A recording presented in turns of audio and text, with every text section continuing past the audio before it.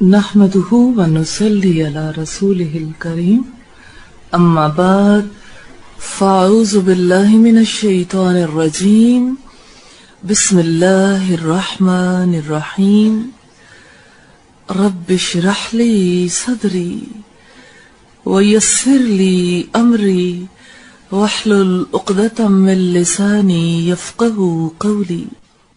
الحمدللہ آج سے ہم ایک نئے کورس کا آغاز کر رہے ہیں جو ہماری زندگی کی سب سے بڑی ضرورت ہے. اس کورس میں سب سے پہلے ہم کچھ بیسک کانسیپٹس پہ بات کریں گے. ان بنیادی تصورات کے بعد انشاءاللہ تعالی اگلے معاملات کو سمجھنا بہت آسان ہو جائے گا. طریقہ کار یہ ہوگا کہ ہم جو چیز پڑھیں گے اس چیز کو نوٹ بک پہ بھی لکھیں گے، اس کو ریوائز بھی کریں گے، اس کو دوسروں تک بھی پہنچائیں گے انشاءاللہ. میں چاہتی ہوں کہ ایک بار ہم نیڈ انالیسس کر لیں کورس کی ضرورت اور اہمیت. کیا واقعی ہمیں رسول اللہ صلی اللہ علیہ وسلم کے اخلاق سیکھنے کی ضرورت ہے؟ کیا واقعی اچھی صفات کو اپنانا ہمارے لیے ناگزیر ہے؟ ایسا کس نے ضروری قرار دیا؟ اگر ایسا نہیں ہوگا تو پھر کیا ہوگا؟ آپ شیئر کریں گے اخلاق کی ضرورت اور اہمیت، اخلاق رسول کی بات کریں گے. میں چاہتی ہوں کہ خوب اچھی طرح انالائز کرنے کے بعد ہم اپنی بات کو آگے بڑھائیں. اب تک آپ کے ذہن میں کیا ہے؟ آسوبل ایک ایجوکیشنسٹ ہے، کہتا ہے کہ لرننگ پری کنسیپشنز کے مطابق ہوتی ہے، یعنی جو کچھ انسان پہلے سے ذہن میں رکھ کے بیٹھے وہی چیز انسان کے سیکھنے پر اثر انداز ہوتی.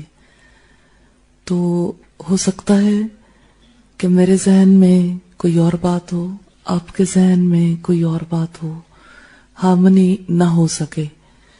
میں کسی اور لیول پر بات کرتی رہوں، آپ اسے کسی اور لیول پہ سمجھتے رہیں. اس لیے ہم پہلے ایک نقطے تک پہنچنے کی کوشش کریں گے. ضرورت. میرا اللہ جس نے مجھے بنایا، جو میرا رب ہے، جو مجھے پالنے والا ہے، اس نے حکم دیا. اس کا حکم ہے لَقَدْ كَانَ لَكُمْ فِي رَسُولِ اللَّهِ أُسْوَةٌ حَسَنَةٌ، کہ نبی کریم صلی اللہ علیہ وسلم کی زندگی میں ہی تمہارا بہترین نمونہ ہے. اگر میں مکارم اخلاق نہیں سیکھوں گی تو اس کا مطلب ہے میں نے اللہ کے حکم کو جھٹلا دیا، پھر میں ایک کافر میں شمار ہوں گی، کافر میں، اور کافر جہنم میں جائے گا، اور میں نہیں جانا چاہتی، اس لیے میں اس کو سیکھنا چاہتی. اللہ رب العزت کا ارشاد ہے قُلْ إِن كُنتُمْ تُحِبُّونَ اللَّهَ فَاتَّبِعُونِي يُحْبِبْكُمُ اللَّهُ.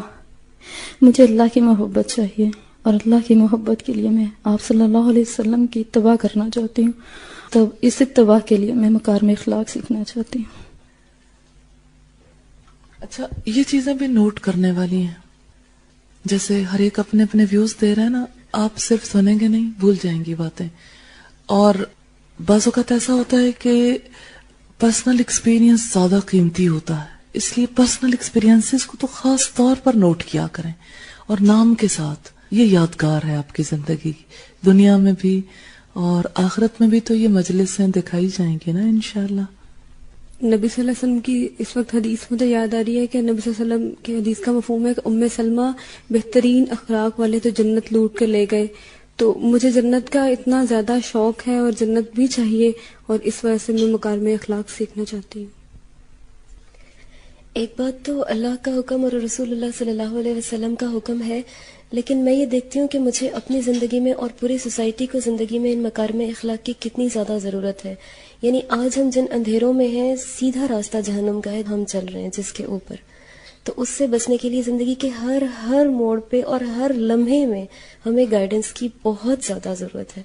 اور نبی صلی اللہ علیہ وسلم کی زندگی کامل نمونہ ہے ہمارے لیے الحمدللہ. ایمان کی تکمیل کے لیے نبی صلی اللہ علیہ وسلم کے اخلاق کو سیکھنا ہے، کیونکہ نبی صلی اللہ علیہ وسلم نے فرمایا کہ جو احکامات میں لایا ہوں تم میں سے مومن اس وقت تک کوئی نہیں ہو سکتا جب تک میں اسے اس کے والدین اس کی اولاد سے سب سے زیادہ محبوب نہ ہو جاؤں. تو اسی وجہ سے مکارم اخلاق کو سیکھنا ہے کہ نبی صلی اللہ علیہ وسلم کی ذات کے جو اخلاق ہیں وہ جو مجھ سے دور ہیں وہ مطلب میری زندگی میں شامل ہو جائیں اور میرا ایمان جو ہے وہ مکمل ہو جائے. آپ کیوں سیکھنا چاہتے ہیں؟ آپ کے اندر سے ایک بات ابھر کے آئے گی نا، کو زیادہ فائدہ ہوگا. انوالومنٹ ضروری ہے. سب کچھ کرتے ہوئے ایسا لگتا ہے اپنی زندگی دین کے لیے لگا تو رہے ہیں، لیکن بہت سارے کام ایسے ہیں جہاں پر مجھے فیل ہوتا ہے کہ شاید یہ ٹھیک نہیں ہے. میں اس لیے سیکھنا چاہتی ہوں کہ نبی صلی اللہ علیہ وسلم کے نقش قدم پہ چلتے ہوئے اپنی زندگی کو سنوار سکوں. اللہ تعالیٰ کو رسول اللہ صلی اللہ علیہ وسلم سب سے زیادہ عزیز ہے نا. میں ان کی طرح بننا چاہتی ہوں، ان کی طرح کرنا چاہتی ہوں. قرآن پاک میں ہے نا، قل ان کنتم تحبون اللہ فاتبعونی یحببکم اللہ ویغفر لکم ذنوبکم. میں چاہتی ہوں میرے گناہ بھی معاف ہو جائے اور اللہ مجھ سے سب سے زیادہ پیار کرے لوگوں میں. میں اس لیے مکارم اخلاق سیکھنا چاہتی ہوں کہ میں اللہ کی نظر میں سرخرو ہو جاؤں، کیونکہ اللہ تعالیٰ کہتے ہیں قل ان کنتم تحبون اللہ فاتبعونی یحببکم اللہ ویغفر لکم ذنوبکم. میں اللہ کی محبوب بننا چاہتی ہوں، اس لیے کہ اللہ نے کہا کہ جس نے رسول سے محبت کی اس نے مجھ سے محبت کی، اس لیے مکارم اخلاق سیکھنا چاہتی ہوں. بسم اللہ الرحمن الرحیم. مجھے اللہ کی اور اس کے رسول صلی اللہ علیہ وسلم کی محبت چاہیے اور جنت چاہیے. اس کی طرف قدم بڑھانے کے لیے میں سیکھنا چاہتی ہوں. اللہ تعالیٰ نے سورہ احزاب میں فرمایا اللہ تمہارے اعمالوں کو درست کر دے گا اور تمہارے قصوروں سے درگزر فرمائے گا. جو شخص اللہ اور اس کے رسول کی اطاعت کرے گا اور اسے کامیابی حاصل ہوگی. میں دنیا میں اور آخرت میں کامیابی حاصل کرنا چاہتی ہوں، اس لیے رسول اللہ کے مکارم اخلاق سیکھنا چاہتی ہوں. میں اس لیے سیکھنا چاہتی ہوں کہ میں ایسی بن جاؤں کہ سب سے زیادہ اللہ تعالیٰ مجھ سے محبت کریں. اور جیسے اللہ تعالیٰ کہتے ہیں نا نبی صلی اللہ علیہ وسلم سے کہ ہم آپ کا آسمان پر بار بار اٹھنا دیکھتے ہیں، تو میں جب بھی کوئی بھی کام کروں نا تو میرے دل میں یہ احساس ہو کہ اللہ مجھے دیکھ رہا. اور سب سے زیادہ جس طرح سے اللہ کو نبی صلی اللہ علیہ وسلم سے محبت ہے نا، اللہ تعالیٰ میرے سے محبت کرے اور میں ہر کام اللہ کی محبت میں ہی کروں اللہ سے. رسول اللہ صلی اللہ علیہ وسلم نے فرمایا کہ عائشہ بہترین اخلاق والے تو جنت لوٹ کر لے گئے، لہٰذا میں جنت جانے کے لیے مکارم اخلاق سیکھنا چاہتی. میں نے ایک حدیث پڑھی تھی جب دورہ سنن ابی داؤد ہو رہا تھا، اس کے ہینڈ آؤٹ کے اوپر لکھی ہوئی تھی کہ اللہ کے رسول صلی اللہ علیہ وسلم نے فرمایا کہ جس نے سنت سے محبت کی گویا اس نے مجھ سے محبت کی. اور اللہ کے رسول نے اتنی بڑی اس کے بعد جو خوشخبری دی ہے کہ وہ لوگ جنت میں میرے ساتھ ہوں گے. جنت تو ہم چاہتے ہی ہیں، لیکن اس میں جو چیز مجھے سب سے زیادہ اٹریکٹ کرنے لگی تھی وہ یہ تھی کہ جنت میں پھر رسول اللہ کو بھی دیکھ سکیں گے اور ان کی محفل وہاں اٹینڈ کر سکیں گے. مجھے بچپن میں بہت زیادہ بعض اوقات ایسے افسوس سا بھی ہوتا تھا اور اب بھی کہ میں سوچا کرتی تھی کاش میں اس وقت پیدا ہوتی جب رسول اللہ صلی اللہ علیہ وسلم موجود تھے، تو شاید میں اس وقت ان کو دیکھتی، میں ان سے سیکھ سکتی، تو میں اللہ کے قریب ہو سکتی، میرا ایمان زیادہ بہتر ہوتا. لیکن جب ہم نے حدیث کو پڑھا تب یہ چیز سامنے آئی کہ اگر رسول اللہ کی صحبت اس وقت یوں موجود نہیں ہے لیکن کلام کی صحبت موجود ہے، اور جتنا زیادہ ہم ان کے فٹ سٹیپس کو فالو کر سکیں گے، جتنا زیادہ ہمارے قدم ان کے قدموں کے پیچھے ہوں گے، اتنا زیادہ ہم جنت میں اللہ کے قریب بھی ہو سکیں گے اور اللہ کے رسول صلی اللہ علیہ وسلم کے قریب بھی ہو سکیں گے. اس لیے اس میں پہلے تو جب بار بار کہا جا رہا تھا کہ اب آپ کے پاس موقع ہے، آپ اٹھ سکتے ہیں، تو میں یہ سوچتی رہی کہ میں کس جگہ سے اٹھ جاؤں جہاں پر رسول اللہ کی بات سکھائی جائے گی، میں وہاں سے اپنا نام خارج کرواؤں، میں اس مقام سے اٹھوں کہ اللہ رب العزت انسان کو عزت دینا چاہے اور میں کہوں کہ نہیں، مجھے یہ عزت کا مقام نہیں چاہیے، مجھے یہ آنر نہیں چاہیے کہ میں رسول اللہ کی بات کو، جو لفظ رسول اللہ کی زبان سے نکلتے رہے وہ لفظ میرے کان سن سکیں اور وہ لفظ وہ میرے عمل میں آ سکیں. اس لیے جب بار بار کہا گیا تو اب میری کمٹمنٹ بھی زیادہ اسٹرانگ ہوئی کہ نہیں انشاءاللہ تعالی جس رب نے یہاں آنے کا موقع دیا مجھے وہ رب آئندہ بھی مجھے ثابت قدم رکھے گا. میں بار بار یہی پڑھتی تھی حسبی اللہ لا الہ الا ہوا علیہ توکلت وہو رب العرش العظیم. مجھے ایسا لگتا ہے کہ جب تک میں مکارم اخلاق نہیں سیکھ سکوں گی تب تک جو میری زندگی کا مقصد ہے نا میں اس کو اچیو نہیں کر سکوں گی. جس طرح نبی صلی اللہ علیہ وآلہ وسلم تھے، ان کے اخلاق اچھے تھے تبھی انہوں نے اپنی جو ان کا مقصد تھا نا ٹیچر تھے تو اس میں وہ کامیاب ہوئے تھے کہ زیادہ سے زیادہ لوگوں کو انہیں دعوت دی تو میں کامیاب ہو گئے تھے اپنے مقصد کو اچیو کرنے میں. یہی میرا مقصد ہے. مجھے بہت پہلے اتنا شوق تھا کہ مجھے بھی نبی صلی اللہ علیہ وسلم سے اتنی محبت ہو جائے، لیکن پتہ نہیں تھا. میڈم ہمیشہ کہتی تھی اسی کے ساتھ محبت ہو سکتی ہے جس کے بارے میں ہم جانتے ہوں. تو جب سیرت کے بارے میں پڑھنا شروع کیا تب دل میں بہت نبی صلی اللہ علیہ وسلم کے بارے میں محبت فیل کی، اللہ تعالیٰ کے بارے میں جانا تو ان سے اللہ تعالیٰ سے محبت ہوئی. تو اب اور زیادہ دل کرتا ہے کہ ہم لوگ نبی صلی اللہ علیہ وسلم کے بارے میں جانیں تاکہ اللہ تعالیٰ کے بھی پسندیدہ ہو جائیں. اور مجھے یہ حدیث بہت اچھی لگتی ہے، حسن اخلاق والے جنت کی بہاریں لوٹ کے لے گئے. تو مجھے ارد گرد والوں کو دیکھ کے اپنے اخلاق کو دیکھ کر بہت دکھ ہوتا ہے. اب میرا دل چاہتا ہے کہ میں یہ سیکھوں مکارم اخلاق اور اپنے اخلاق بھی درست کروں اور باقیوں کے بھی انشاءاللہ. پچھلے دنوں محسن انسانیت پڑھنے کا اتفاق ہوا تو مجھے بہت زیادہ فیل ہوا کہ قرآن پاک ہم نے پڑھ لیا ہے، سیکھ لیا ہے، لیکن عمل بہت کم ہے. اور عمل کرنے کے لیے مجھے نبی صلی اللہ علیہ وآلہ وسلم کی زندگی کو سیکھنا ہوگا. اور ایک چیز یہ کہ مجھے اپنے اندر نبی صلی اللہ علیہ وآلہ وسلم کی محبت بہت کم فیل ہوتی تھی، یعنی جتنی ہونی چاہیے اس سے بہت کم فیل ہوتی تھی. اور میں نبی صلی اللہ علیہ وآلہ وسلم کی محبت چاہتی ہوں بہت زیادہ، تاکہ میں اللہ تعالیٰ کی محبت حاصل کر سکوں. میں نبی صلی اللہ علیہ وآلہ وسلم کے اخلاقیات ان کو سیکھنا چاہتی ہوں، اس لیے کہ ابھی بیٹھے میرے ذہن میں خیال آ رہا تھا کہ جب حشر کا میدان ہوگا اللہ تعالیٰ کے سامنے کھڑی ہوں گی تو اللہ تعالیٰ یہ بھی تو پوچھا گا کہ تمہارے پاس نبی صلی اللہ علیہ وسلم کی زندگی تھی اور اس کو تم نے کتنا لیا اور اس پر کتنا عمل کیا. تو الحمدللہ نیت کرنے کا اور اپنے آپ کا کمٹمنٹ ہونے کا موقع بھی ملا. بس اب چلنا ہے تو بس اللہ تعالیٰ سے دعا اللہ تعالیٰ مجھے انگلی پکڑ کے چلنا سکھا دے اور نبی صلی اللہ علیہ وسلم کی سیرت کے مطابق. میں نے آج سے 2 سال پہلے تقریباً ایک خواب دیکھا تھا کہ بہت سارے لوگ اکٹھے ہوئے ہیں، اتنی بے حیائی اور اتنی گندگی ہے اور میں اس کے درمیان اللہ علیہ وسلم آتے ہیں، تشریف لاتے ہیں اور اتنا شور شرابہ ہوتا ہے لیکن ایک دم سے اتنی خاموشی ہو جاتی ہے، سب ان کی طرف دیکھنے لگ جاتے ہیں نا اور میں اتنی زیادہ خوش ہوتی ہوں. پھر وہ آگے آگے چلتی ہے اور میں ان کے پیچھے پیچھے چلنے لگ جاتی. جب میں النور میں آئی تو مجھے فیل ہوا کہ واقعی میں ان کے پیچھے چل پڑی ہوں ان کی اطاعت اور ان کی پیروی کے لیے، لیکن مجھے آج صحیح معنوں میں لگ رہا ہے کہ میں ان کے پیچھے چل رہی ہوں. وہ ایک حدیث ہے نا جس میں تھا کہ ایک شخص آئے گا اتنی ساری نیکیاں لے کر آئے گا لیکن کسی کا اس نے حق مارا ہوگا، کسی کو گالی دی ہوگی، کسی کی غیبت کی ہوگی. تو مجھے یہ ہے کہ میں دوسری عبادات تو کرتی جاؤں لیکن جو اخلاق میرے اتنے برے ہوں اور اسی کی وجہ سے میں جنت میں نہ جا سکوں. میں جنت جانے کے لیے اخلاق سیکھنا چاہتی ہوں نبی صلی اللہ علیہ وسلم. پوچھنے سے ڈسکس کرنے سے پتا چلا کہ مائنڈ کلیئر نہیں ہے. جہاں پر مائنڈ کی سیٹنگ ہونی چاہیے تھی نا وہاں سیٹنگ نہیں ہے، اور اگر صحیح سیٹنگ کے ساتھ نہیں چلیں گے تو بہت تھوڑے دن فائدہ ہوگا، پھر کام ختم ہو جائے گا. اخلاق کی اہمیت ہم اسے فلسافیکلی نہیں دیکھیں گے. میں اس کورس کے حوالے سے نام پر بات کرنا چاہتی ہوں. نظرۃ النعیم کیا مطلب ہے اس کا؟ نعمتوں کی تازگی، رونق. آیت آپ کے سامنے رکھنا چاہتی ہوں قرآن حکیم سے، اس سے سمجھنا ایزی ہو جائے گا انشاءاللہ. اچھی مائنڈ سیٹنگ ہوگی. رب العزت نے فرمایا یہ سورہ المطففین ہے اور اس کی آیات ہیں 22 سے 24 تک. بسم اللہ الرحمن الرحیم. ان الابرار لفی نعیم علی الارائک ينظرون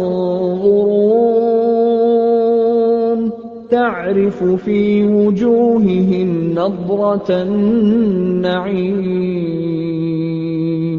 इन्नल अबरार लफी नाईम, यकीनन नेक लोग बड़े मजे में होंगे, ऊंची मसनदों पर बैठे नजारे कर रहे होंगे। तारिफ फी वजूहिहिम नजरतन नाईम, उनके चेहरों पर तुम खुशहाली की रौनक महसूस करोगे। तर्जमा क्लियर नहीं है। तारीफु रूट इसका क्या है? ऐन रा फा। इसके मीनिंग्स क्या होते हैं? पहचान, मारिफत, पहचान को कहते हैं। जन्नती लोगों की पहचान किस चीज से होगी? तारीफु, आप पहचानोगे। कोई भी एक जन्नती को पहचानना चाहेगा तो पहचानेगा किससे? न आंख से, न नाक से, न लिप्स से, न चेहरे की शेप से, न कद बुत से, न कम्प्लेक्शन से, कोई चीज नहीं। तारीफु, आप पहचानोगे। जन्नत तो ऐसी दुनिया है जहां पैमाने मुख्तलिफ हो जाएंगे। ऐसी जगह है जहां दुनिया के पैमाने नहीं होंगे। तारिफु फी वजूहिहिम, आप पहचानोगे उनके चेहरों में। चेहरा बनेगा, जैसे अब आपका चेहरा है ना, ऐसे ही आखिरत में हम सबका एक चेहरा होगा। वो चेहरा कैसा होगा? हम मट्टी से बने हैं ना, मादे से। हमारे जहन में एक मादी शक्ल हमेशा रहती है और ये शक्ल अल्लाह ने दुनिया में बनाकर भेजी है। देखें, खल्क अल्लाह की है और खुल्क इंसान का। खल्क की वजह से दुनिया मिली, खुल्क की वजह से जन्नत मिलेगी। सूरह मोमिनून के हवाले से एक बात वाज़ेह करते हुए आगे चलूंगी, इंसान की पैदाइश के हवाले से। वलक़द खलक़नल इंसाना मिन सुलालतिम मिन तीन, हमने इंसान को मट्टी के सत से बनाया। सुम्मा जअलनाहु नुत्फतन फी क़रारिन मकीन, फिर उसे एक महफूज जगह टपकी हुई बूंद में तब्दील किया। सुम्मा खलक़नन नुत्फत अलक़तन फ़खलक़नल अलक़त मुज़ग़तन फ़खलक़नल मुज़ग़त इज़ामन फ़कसवनल इज़ाम लहमा सुम्मा अंशअनाहु खल्क़न आखर फ़तबारकल्लाहु अहसनुल ख़ालिक़ीन। फिर इस बूंद को लोथड़े की शक्ल दी, फिर लोथड़े को बोटी बना दिया, फिर बोटी की हड्डियां बना दी, फिर हड्डियों पर गोश्त चढ़ाया, फिर इसे एक दूसरी ही मखलूक बनाकर खड़ा किया। फिर बड़ा ही बाबरकत है अल्लाह, सब कारीगरों से अच्छा कारीगर। सुम्मा इन्नकुम बाद ज़ालिका लमय्यतून, फिर इसके बाद तुमको जरूर मरना है। सुम्मा इन्नकुम यौमल क़ियामति तुबासून, फिर क़यामत के रोज यकीनन तुम उठाए जाओगे। हम खल्क की स्टेजेस देखेंगे, फिर खुल्क की स्टेजेस देखेंगे। खल्क रब की जानिब से और खुल्क इंसान की जानिब से। खल्क के लिए जो कुछ किया रब ने इस दुनिया में रहने के लिए, मट्टी पहली स्टेज है। आयत के नंबर नोट कर लीजिएगा। ये सूरह अल मोमिनून है, आयत नंबर 12 से 16 तक इस वक्त मैंने आपके सामने रखी है। अच्छा, आप इसे यूं लिखेंगे ऊपर से नीचे फ्लो चार्ट की फॉर्म में, यूं। फिर हम कंपैरेटिवली देखेंगे खुल्क की बात को, फिर माइंड सेटिंग होगी इंशाल्लाह।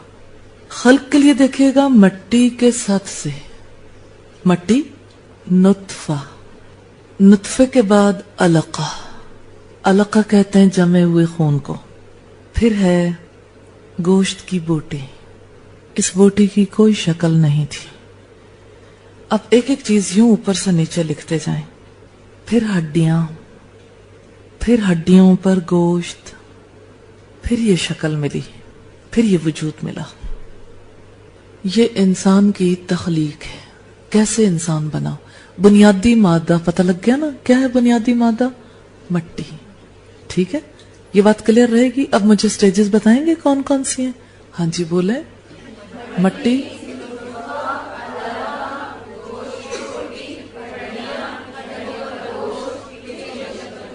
स्टेजेस पता लग गई, याद रहेंगी इंशाअल्लाह। अब आप देखिए कि इस दुनिया में आ गए, दुनिया का तस्करा इस आयत में नहीं मिलता। अब दुनिया से जाने का तस्करा मिलता है। जब आपने ये लिख लिया ना पैदाइश इंसानी के मराहिल, आखिर में लिख लें हयात, जिंदगी, और जिंदगी के बाद अगले मराहिल आप लिखेंगे जिंदगी, मौत, बास बादुल मौत। ठीक है, जिंदगी से कबल की स्टेजेस लिखी है ना ऊपर, उसके साथ एक ब्रैकेट लगाएं और साइड पे लिखें जिंदगी से पहले। ठीक, जिंदा होने से पहले, वो जो मट्टी वाला शुरू किया था ना आपने, मट्टी, नुत्फा, अलका, उसके साथ लिखें जिंदगी से पहले नंबर 1, उसकी ये स्टेजेस हैं। उसके बाद आप लिखेंगे नंबर 2 मौत, नंबर 3 बास। ठीक है, जिंदगी से पहले, फिर जिंदगी 2, फिर मौत 3, फिर बास बादुल मौत 4 स्टेजेस हो गई ना। हाँ जी, बोलेंगे आप स्टेजेस।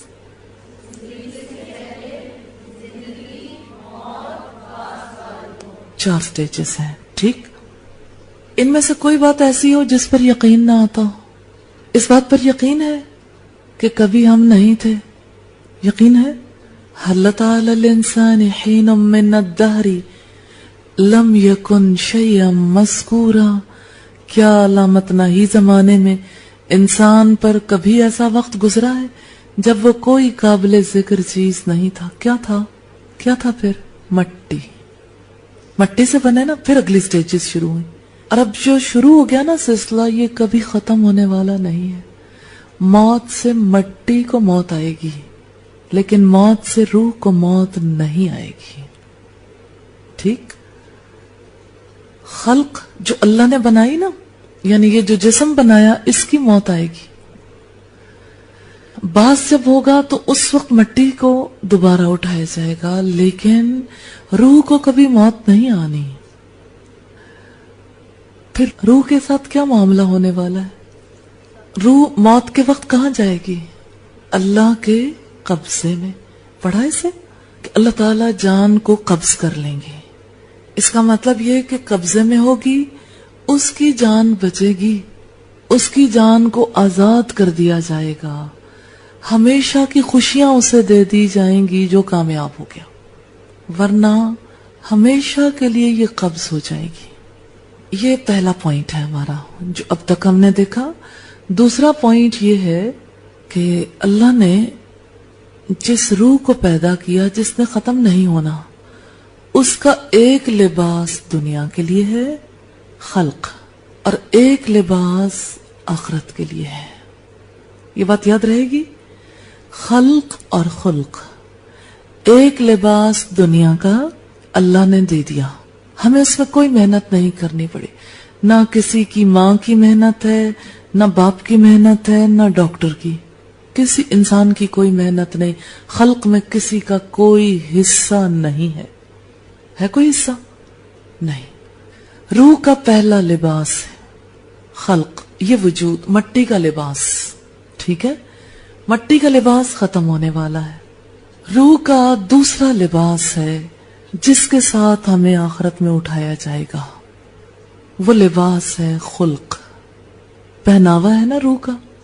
जिस तरह का इंसान ने इस दुनिया में अपने आप को बनाया होगा, वैसा ही अल्लाह ताला उसे उठाएंगे, उसी शक्ल में। आपको याद होगी वो हदीस, आप सल्लल्लाहु अलैहि वसल्लम ने फरमाया, ताने देने वाले, पीठ पीछे ऐबजोई करने वाले कयामत के दिन कुत्तों की शक्ल में उठाए जाएंगे, कुत्ते का पहनावा। और इमाम गजाली कहते हैं कि जो अखलाकी बुराइयां हैं ना, गलतियां, ये जानवरों की तरह है। और इमाम गजाली ने इसको भी कुत्ते से तशबीह दी है। अहया में इमाम गजाली लिखते हैं कि जिस घर में कुत्ते होते हैं वहां फरिश्ते नहीं आते, नूर, रोशनी नहीं आती। और जिस दिल के अंदर बुराइयां हों, जिस इंसान के अखलाक खराब हों, जो आलूदगियों में मुब्तला हो, उस दिल के अंदर अल्लाह का नूर नहीं आता। اللہ کی ہدایت نہیں آتی. اس سے ہمیں کیا پتہ چلتا ہے کہ انسان اس دنیا میں اپنی روح کے لباس کے لیے خود کوشش کرتا ہے. خلق کہتے ہیں عادت کو. یہ رویے ہیں جس کی وجہ سے ہمیں صورت ملے گی. اب آپ اس آیت کی طرف آئیے. تعرف فی وجوہہم نظرۃ النعیم. اب آپ اچھی طرح سے سمجھ سکیں گے. تعرف، آپ پہچانو گے ان کے چہروں میں. ان کے چہرے کیسے ہوں گے؟ نظرۃ النعیم، نعمتوں کی رونق ہوگی. یہ نعمتیں کیا ہیں؟ کون سی چیز ہوگی جس کی وجہ سے جنتیوں کے چہرے چمکیں گے، جنتیوں کو خوبصورت چہرے ملیں گے؟ کون سی چیز ہوگی؟ یہ خلق ہے. یہ وہ چیز ہے جس کے لیے انسان نے دنیا میں محنت کرنی ہے. آپ جیسا چہرہ چاہتے ہیں ویسا ہی چہرہ مل جائے گا. اس چہرے کے لیے آپ کو ویسی ہی عادات اپنانی پڑیں گی. کل جو کچھ ہمیں ملنے والا ہے وہ ہمارے اخلاق، ہماری عادات، ہمارے رویوں کی وجہ سے. تو جو نظرۃ النعیم ہے نا، نعمتوں کی تازگی، اس کو ہم کہاں سے دیکھیں؟ کیسے پتا چلے کون کون سی نعمتیں ہیں؟ اس کو دیکھنا ہے رسول اللہ صلی اللہ علیہ وسلم کے اخلاق سے. اگر کوئی دیکھنا چاہتا ہے تو فی مکارم اخلاق الرسول الکریم، رسول کریم کے اخلاق میں دیکھ سکتا ہے. جو چیزیں آپ نے اپنائی، جیسی صورت آپ کی بنی، جیسی شخصیت آپ کی بنی، ویسی شخصیت بنانی ہے. دیکھیں دنیا کی زندگی میں آپ شخصیت کے کانسیپٹ کو سمجھتے ہیں؟ شخصیت کسے کہتے ہیں؟ شخصیت، پرسنالٹی، انسان کی پہچان ہوتی ہے نا. شخص کسے کہتے ہیں؟ فرد کو. جیسے اوصاف کوئی انسان اپنے اندر پیدا کر لے وہی اس کی شخصیت ہے، وہی اس کا تشخص ہے، وہی اس کی آئیڈینٹی ہے. تو جنتیوں کی آئیڈینٹی ہے، پہچان. آپ کے آئی ڈی کارڈ پر آپ کی کوئی پہچان ہے؟ کیا کیا پہچان ہے؟ تل پہچان ہے، ٹھیک ہے. اور دائیں گال پر تل کا نشان، بائیں پاؤں پہ کٹ کا نشان. دنیا میں دیکھا نشانیاں کتنی قسم کی ہیں، ہے نا. اس کا یہ مطلب نہیں ہے کہ صرف آپ کے ساتھ ہے. اس کے علاوہ ہم پہچان ہی نہیں سکتے کسی کو. پہچان کے لیے کوئی نہ کوئی چیز دینی پڑتی، ورنہ یہ تھوڑی لکھیں گے کہ فلاں کا ناک اس طرح کا ہے، پتہ ہی نہ لگے کیسا ناک ہے، کیسے لپس ہیں. یوں نہیں پتہ لگتا. آئیڈینٹی کے لیے کوئی نہ کوئی نشان ہوتا ہے. تو مومن کی آئیڈینٹی اس کے اوصاف ہوں گے، اس کے اخلاق. ان اخلاق کی وجہ سے مومن کو شخصیت ملے گی. جنت میں اس کا چہرہ پہچانا جائے گا. تو ہم نے مکارم اخلاق کیوں سیکھنے ہیں؟ ہمیں ایک پہچان چاہیے، ہماری روح کو لباس چاہیے، ہمیں اپنا ایک چہرہ چاہیے، اس چہرے کی رونقیں چاہیے، اس چہرے کی تازگی چاہیے. تو یہ نعمتوں کی تازگی ہے، یہ اخلاق ہیں. ان کے بغیر چہرہ نہیں بنے گا. آپ کبھی ماں کے پیٹ کے اندر علقہ سے بننے والی جو بے شکل کی بوٹی ہے اس کو دیکھیں، کوئی شکل نہیں. شکل اخلاق سے بننی ہے، شخصیت اخلاق سے بننی ہے. یہ اخلاق کون سے ہیں جن سے ہماری شخصیت بنے گی؟ انشاءاللہ تعالی ہم اس پر بات کریں گے، لیکن بعد میں. وجود سے پہلے جیسے ہم نے دیکھا نا کہ انسان کو مٹی سے بنایا گیا، ایسا ہے نا، ہم ابھی پڑھ کے بیٹھے ہیں. ایسے ہی انسان کا جو خلق ہے نا، اس کے لیے بھی کچھ بیسک میٹیریل ہے، مواد ہے جس سے اخلاق بنتا ہے. اس کے بغیر اخلاق وجود میں نہیں آ سکتا. امام غزالی کہتے ہیں اخلاق کا بیج ایمان ہے. یہ بیج نہیں بو گے تو خلق نہیں بنے گا. کبھی آپ نے دنیا میں دیکھا کوئی پھل بغیر بیج کے پیدا ہو گیا ہو، یا کوئی سبزی یا اجناس میں سے کوئی جنس بغیر بیج کے پیدا ہوئی ہو؟ کوئی چیز بغیر بیج کے پیدا ہوتی ہے؟ نہیں. خلق کے لیے بھی ایک سیڈ چاہیے. یہ سیڈ کس چیز کا ہے؟ ایمان، یقین. کچھ حقائق کو سمجھنا پڑے گا، کچھ چیزیں ذہن میں بٹھانی پڑیں گی، جس کے بعد اخلاق کا معاملہ درست ہو سکتا ہے. یہ کون سے حقائق ہیں جو ہم اپنے ذہن میں بٹھائیں گے؟ اس میں سب سے پہلے ہمیں تخلیق کرنے والے کی ذات ہے. خالق. ہمارا خالق کون ہے؟ جس نے ہمیں یہ جسم کا پہناوا دیا وہ کون ہے؟ وہ کیسا ہے؟ تو وہ اللہ ہے، ایک ہے. اس جیسی صفات کسی کی نہیں. اس نے مجھے بھی پیدا کیا، ساری مخلوقات کو پیدا کیا. اس نے زمین اور آسمان کو پیدا کیا. وہ کیسا ہے؟ وہ نور ہے. اللہ نور السماوات والارض. اللہ زمین اور آسمان کا نور ہے، زمین اور آسمان کی روشنی ہے. تو ہمارا پھر تعلق کس سے ہے؟ ہم مخلوق ہیں، وہ ہمارا خالق. اور ہم کی بجائے اب ہم کیا صیغہ یوز کریں گے؟ کیا لفظ؟ میں مٹی سے بنی، میرا خالق نور ہے، میرا خالق اللہ ہے. اللہ نے مجھے اپنے ہاتھوں سے بنایا، لیکن وہ مجھے حکم دیتا ہے کہ میں اپنے اخلاق کے لیے خود کوشش کروں. ایک اللہ کو کہاں سے پہچانے؟ ایٹم سے پہچان لیں. ایٹم سے کیسے پہچانیں گے؟ اس کا سسٹم بتاتا ہے. بیچ میں ایک نیوکلیس، ارد گرد الیکٹرانز. عبادت ہو رہی ہے، ہمیں سکھایا جا رہا ہے گھومو گھومو گھومو. پھر کعبے میں دیکھ لیں کیا ہوتا ہے بیت اللہ میں. یہ ایٹم کی کہانی نہیں ہے. کعبے میں گھومو گھومو گھومو. طواف. تو اب طواف کو ایک چھوٹے سے ذرے میں دیکھ سکتے ہیں. بیت اللہ کا جب طواف ہوتا ہے نا، کس طرح سے ہوتا ہے؟ جس کی چاہت نہ ہو وہاں پہنچ نہیں سکتا. چاہت کے بغیر اللہ قبول ہی نہیں کرتا نا. چاہت کے ساتھ وہاں پہنچتے ہیں اور دل اس گھر والے کے ساتھ اٹک جاتا ہے. اپنی ساری خامیاں، خرابیاں، اپنی غلطیاں، اپنے گناہ یاد آتے ہیں اور دل کے اندر ایک شگاف، ایک سوراخ سا ہو جاتا ہے. وہاں سے اتنا پانی نکلتا ہے، اتنا پانی جو آنکھوں سے بہتا چلا جاتا ہے. ایسے ہی آپ دیکھیں کہ دل کے اندر سے جب غلطیوں کا احساس ابھرتا ہے نا، تو آنکھیں آنسو بہاتی ہیں، رونگٹے کھڑے ہو جاتے ہیں، خوف آتا ہے. یہ دل کی روشنی ہے. دل روشن ہو گیا نا، اسے پتہ لگ گیا ایک ایک چیز نظر آنے لگ گئی، خرابیاں، خامیاں، سب.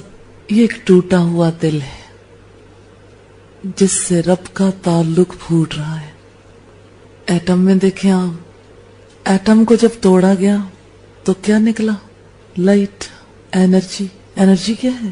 لائٹ. اقبال کہتا ہے لہو خورشید کا ٹپکے اگر ذرے کا دل چیرے ہیں. سورج کے اندر بھی یہی کام جاری و ساری ہے.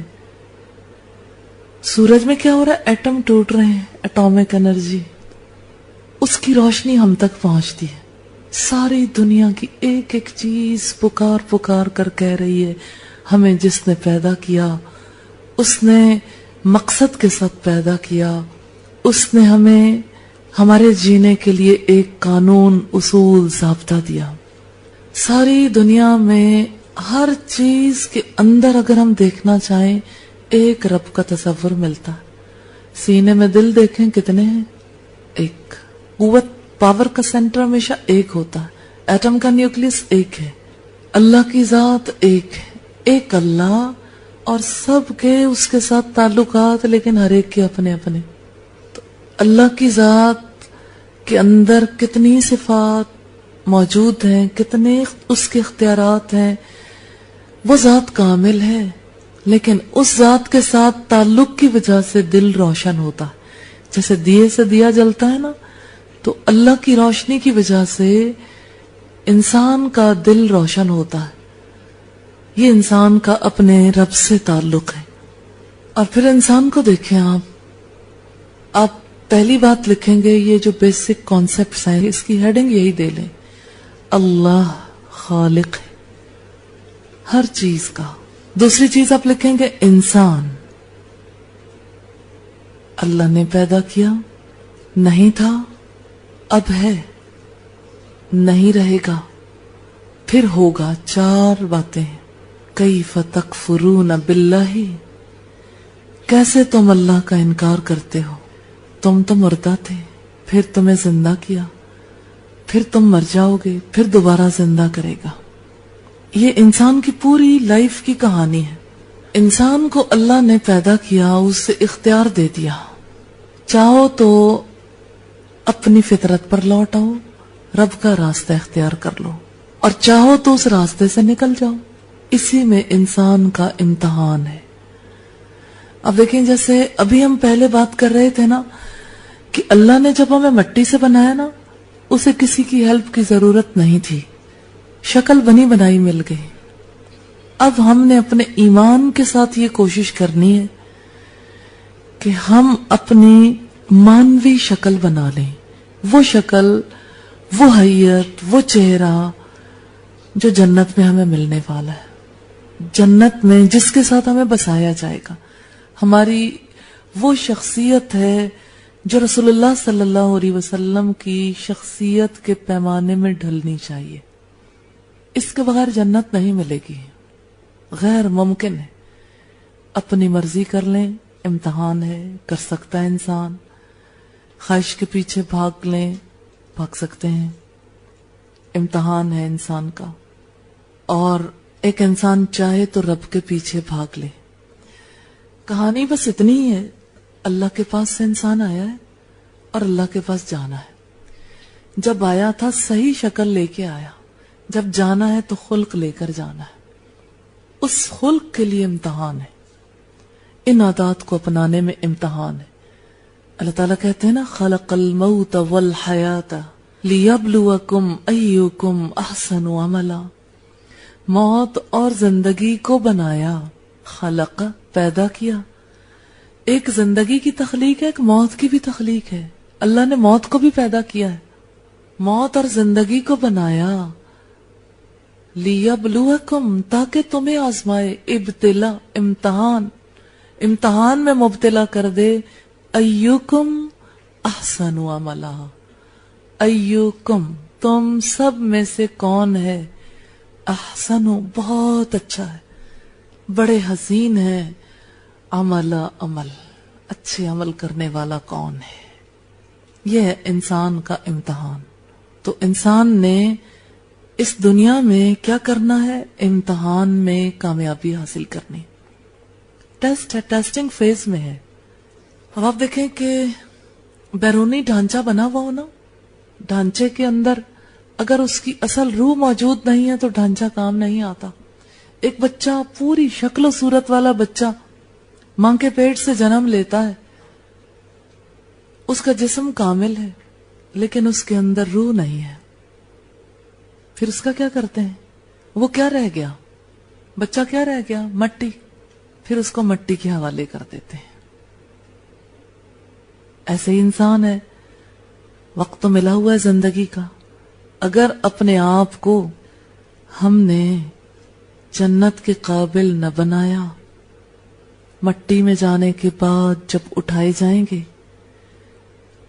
تو پھر اپنی عادات، اپنے رویوں کی وجہ سے آگ کے حوالے کر دیے جائیں گے.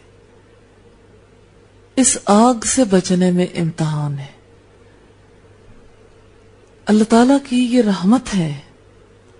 یہ تیسرا پوائنٹ ہے کہ اللہ نے خلق کے لیے، دنیا میں اچھے اعمال کو اپنانے کے لیے ہمیں صرف ہماری عقل پر نہیں چھوڑ دیا، وہی بھیجی.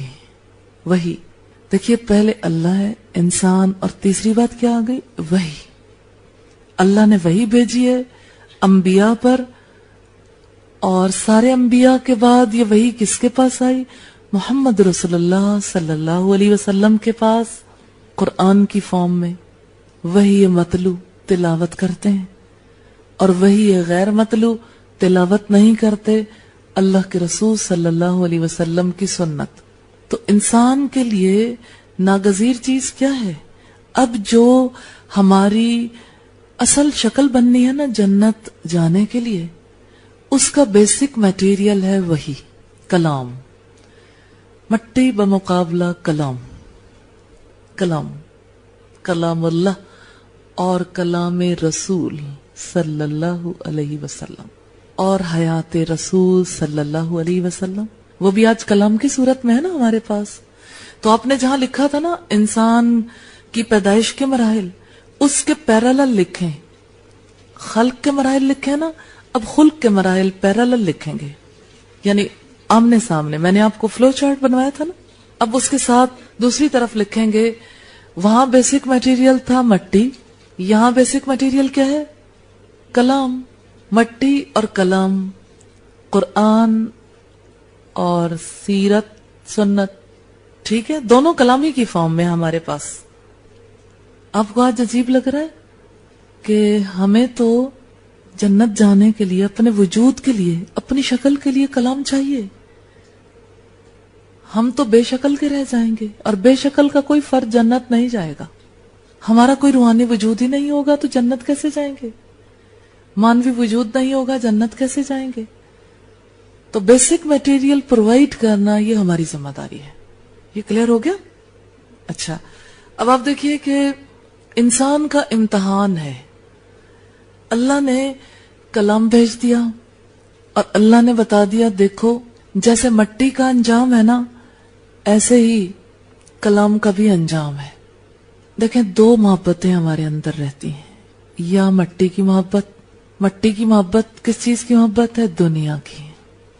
حب دنیا، حب مال، مٹی کی محبت ہے.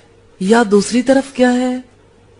حب الہی، جس نے کلام بھیجا اس کی محبت ہے. کشمکش ہے، کھینچا تانی ہے، رسا کشی ہے مادیت اور روحانیت میں.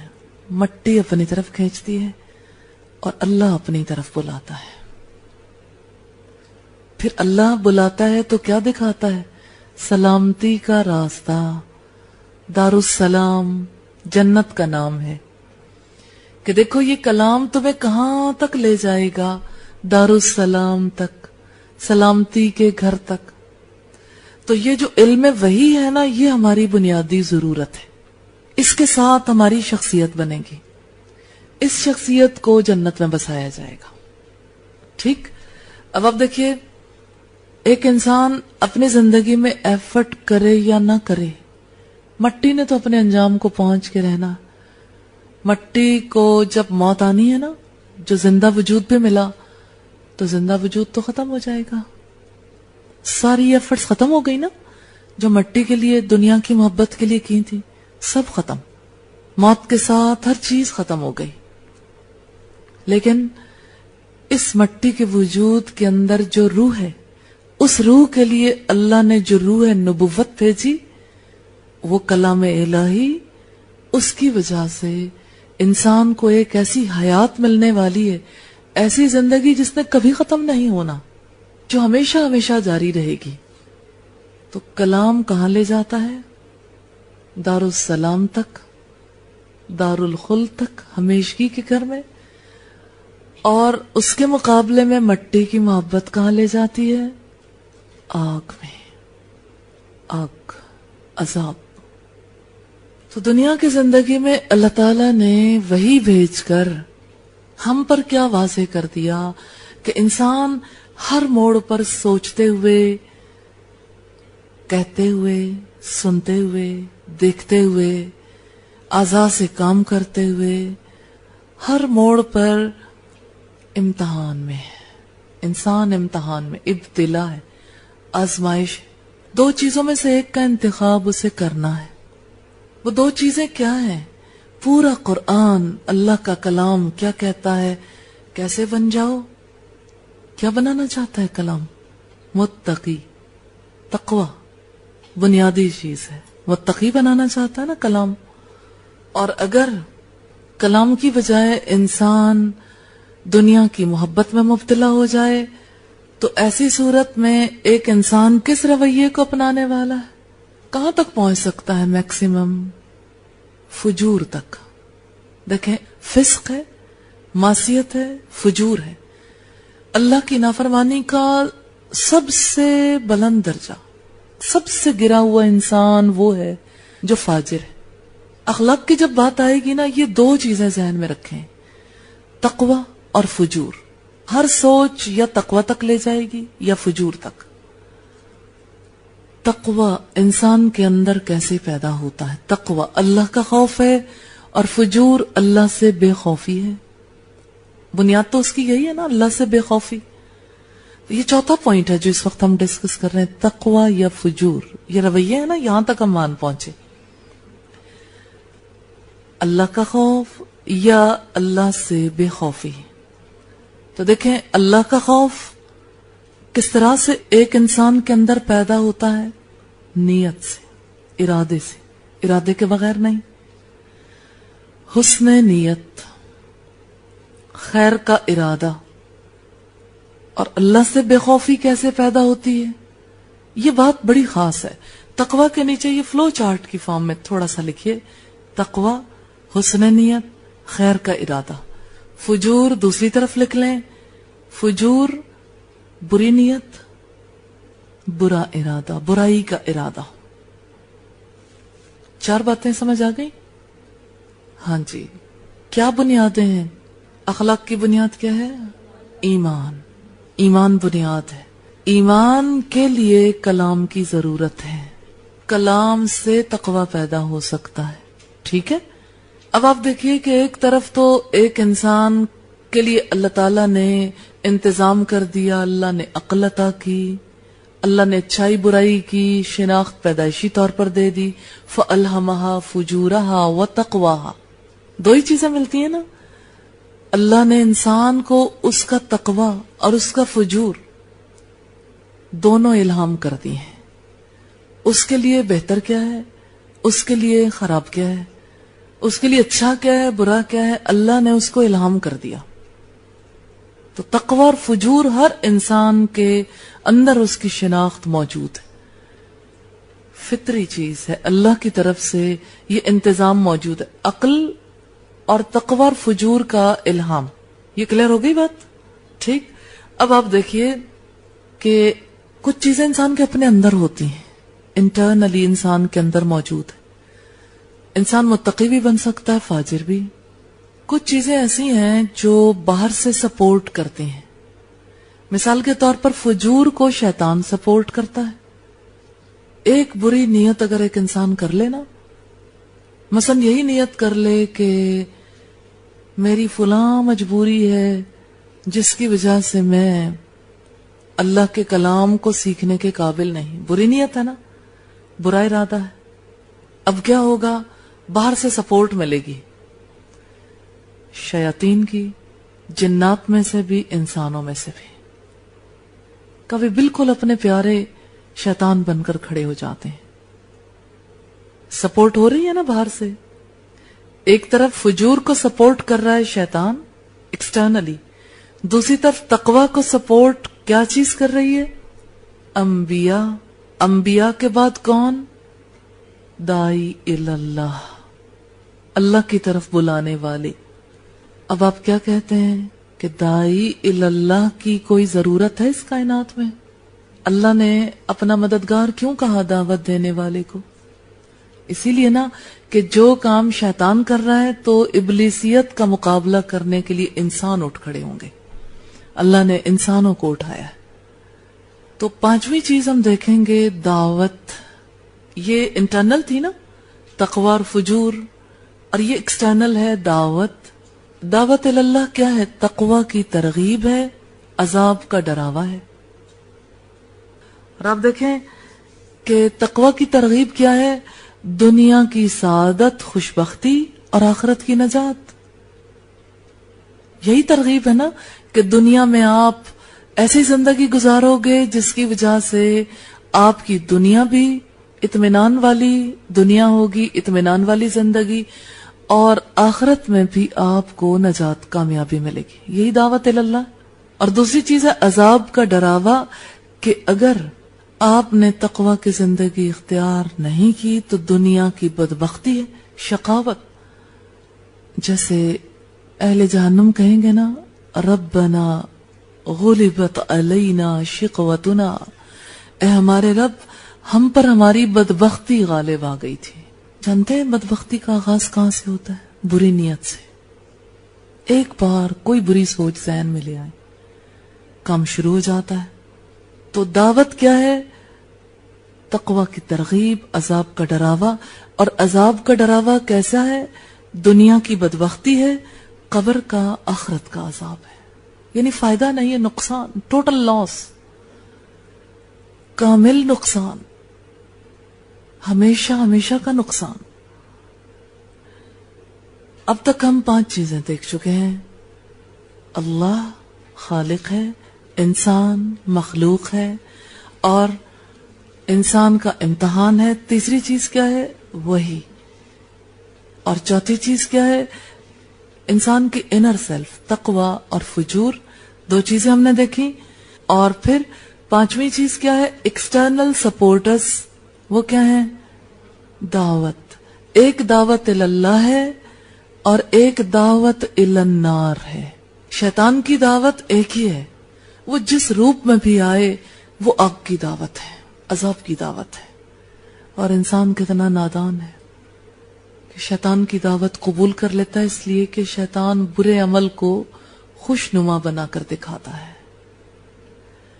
پھر آپ دیکھیے کہ ایک انسان کو تقوی کی زندگی اختیار کرنے کے لیے علم کی ضرورت ہے.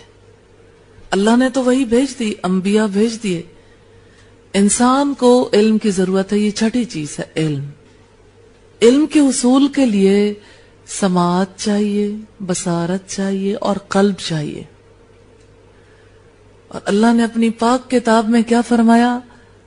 ان السمع والبصر والفؤاد, یقیناً کان, آنکھیں اور دل, ان سے پوچھا جائے گا. ہر ایک سے سوال کیا جائے گا.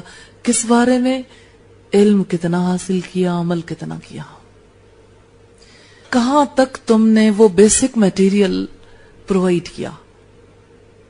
دیکھیں, اللہ نے مٹی سے بنایا نا, اس کے لیے ہم سے مطالبہ نہیں کیا تھا, لیکن کلام کے لیے اللہ کا مطالبہ ہے کہ اب اگلی سٹیج پہ جب آپ نے جانا ہے, اس کے لیے کلام کی ضرورت ہے. اس کے لیے کلام کو سننا ہے, کلام کو دیکھنا ہے, پڑھنا ہے, اور کیا کرنا ہے؟ اس کو اپنے دل میں جگہ دینی ہے, غور و فکر کر کے. علم کے لیے جس چیز کی ضرورت ہے وہ عقل ہے. یہ 7واں پوائنٹ ہے, عقل کا. عقل کے توسط سے انسان کو حکمت ملتی ہے, وزڈم. اس کو سمجھ آتی ہے زندگی کی کہانی. تو عقل کا کیا کام ہے؟ نمبر 1 تفکر, غور و فکر, تفکر. نمبر 2 تدبر. تدبر جانتے ہیں کسے کہتے ہیں؟ اللہ کے کلام کا پیچھا کرنا, بار بار سوچنا. غور و فکر تدبر سے انسان کرتا ہے. انسان غور و فکر شروع کرتا ہے تو اس کی وجہ سے پھر کلام کے پیچھے لگ جاتا ہے, چیز کی تہ تک پہنچتا ہے, جو معاملات بتائے گئے اس کی حقیقت تک پہنچتا ہے. تیسری چیز جو چاہیے وہ ہے امید. امید, امید کے بغیر ایک انسان کی عقل کام نہیں کر سکتی. دیکھیں, جو لوگ ڈپریشن میں مبتلا ہوتے ہیں وہ کچھ بھی نہیں کر سکتے. ڈپریشن کیا ہے؟ نا امیدی, عقل کو ختم کرتی ہے. اللہ تعالیٰ نے اس بارے میں کیا فرمایا؟ قُلْ يَا عِبَادِيَ الَّذِينَ أَسْرَفُوا عَلَىٰ أَنفُسِهِمْ. آپ کہہ دیجئے, اے میرے بندو جنہوں نے اپنی جانوں پر ظلم کیا ہے, لا تقنطوا من رحمت اللہ, اللہ کی رحمت سے مایوس نہ ہو جاؤ. یہ بیسک میٹیریل ہیلپ کرتی ہے. امید انسان کی عقل کو سپورٹ کرتی ہے, عقل سے پھر انسان علم حاصل کرتا ہے, پھر علم سے انسان تقوی تک پہنچتا ہے, خشیت تک, اللہ کے خوف تک. اگلی چیز ہے بصیرت, انسائٹ. دیکھیں, اندر کچھ ہوگا, روشنی ہوگی نا, باہر بصارت سے کچھ دیکھا ہوگا, اندر بصیرت آئے گی. انسائٹ جو ہے نا, باہر سے ایفرٹ کیے بغیر نہیں آتی. بصیرت اندر کی ایک ایفرٹ ہے. اللہ کی طرف سے ایک انسان کے لیے یہ بہت بڑا تحفہ ہے کہ ایک انسان اشیاء کی حقیقت, ماہیت کو سمجھنا شروع کر دے. جو اللہ کے راستے پہ چلتا ہے اللہ تعالیٰ فرماتے ہیں ہم اسے اپنے راستے پر چلاتے ہیں. لَنَهْدِيَنَّهُمْ سُبُلَنَا، کہ ہم پھر اسے اپنا راستہ دکھاتے ہیں. تو یہ راستہ کہاں سے دکھتا ہے؟ بصیرت سے، انسائٹ. اندر اللہ ایک فرقان رکھ دیتا ہے، کسوٹی، رائٹ اینڈ رانگ کے لیے کسوٹی اللہ دے دیتا. پانچویں چیز ہے بیداری. بیداری کیا ہوتی ہے؟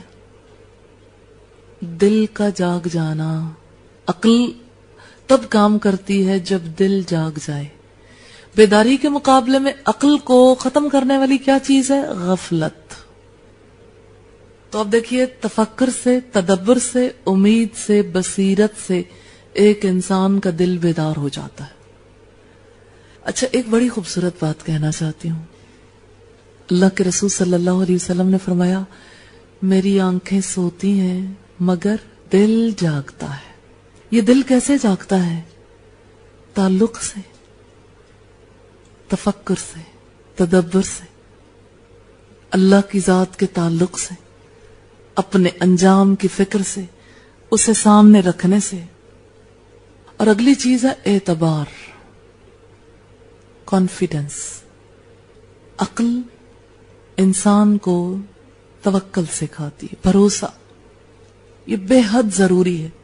اس کے بغیر ایک انسان اسلام قبول کر ہی نہیں سکتا.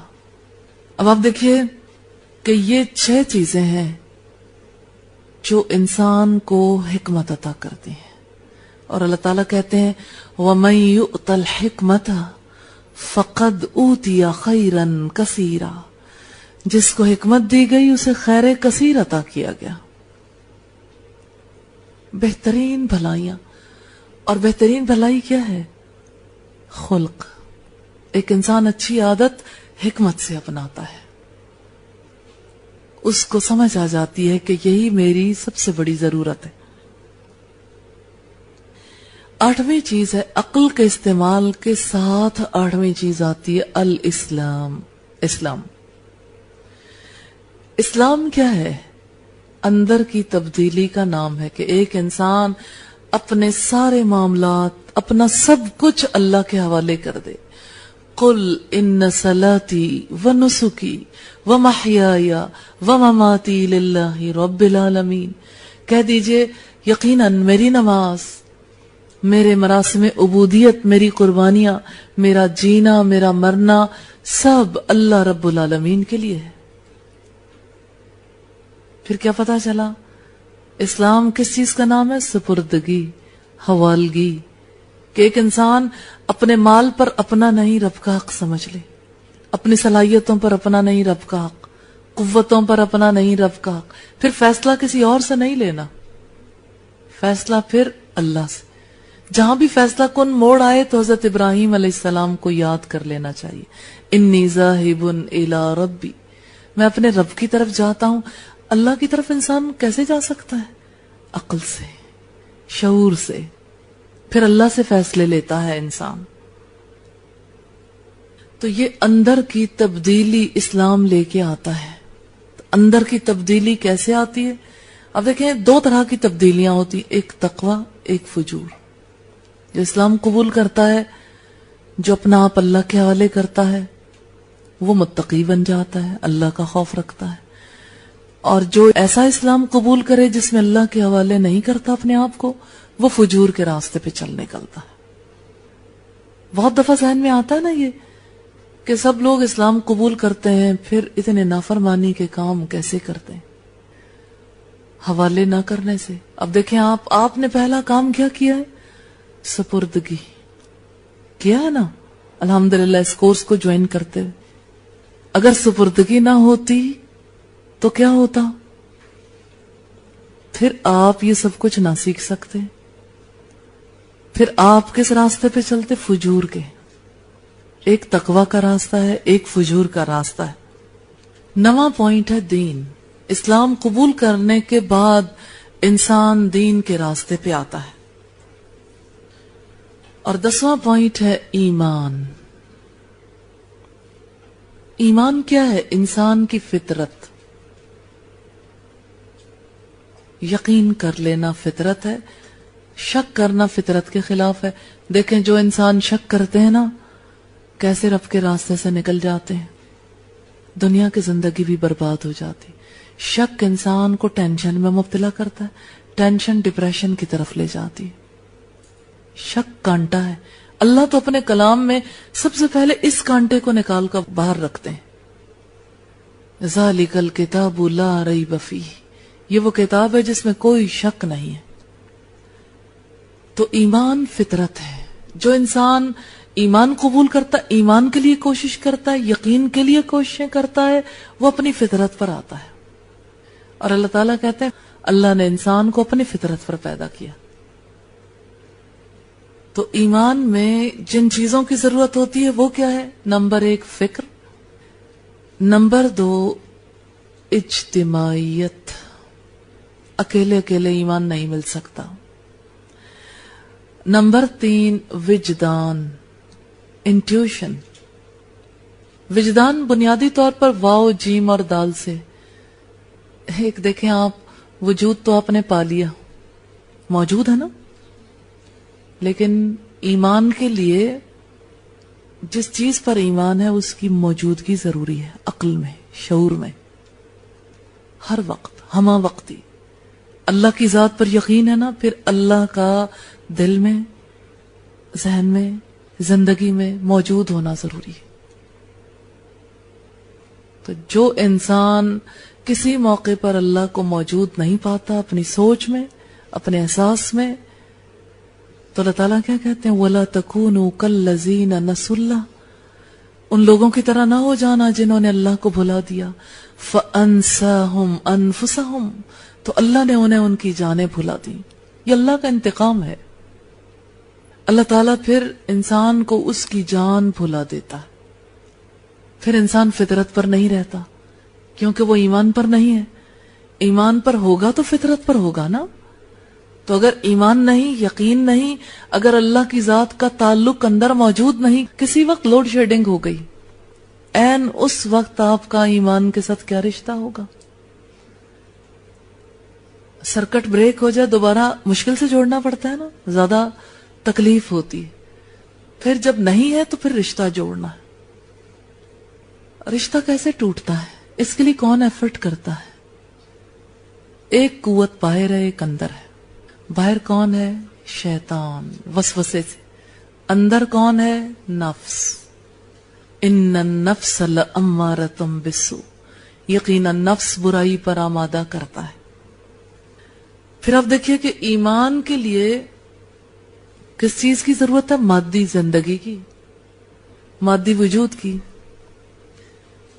کیونکہ ایمان کو ایسا وجود چاہیے جس سے ایمان کا اظہار ہو۔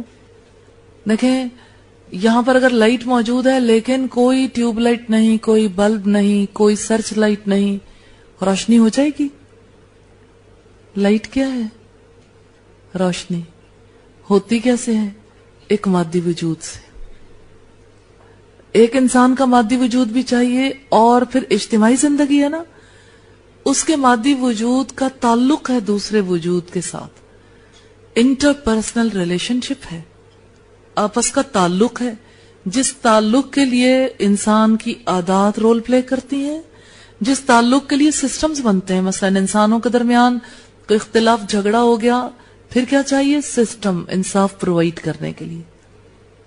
تو ایمان انسان کو فطرت کے قریب کرتا ہے، اور فطرت کے قریب کرنے کے لیے فکر، اجتماعیت، وجدان، مادی زندگی اور جمال، ایستھیٹک سینس، یہ رول پلے کرتے ہیں۔ ایمان کے بعد اگلی سٹیج ہے 11ویں، احسان۔ احسان حسن سے ہے، کسی کام کو خوبی کے ساتھ انجام دینا احسان ہے، اور احسان جو ہے ہمیشہ امید اور خوف کے بین بین ہوتا ہے۔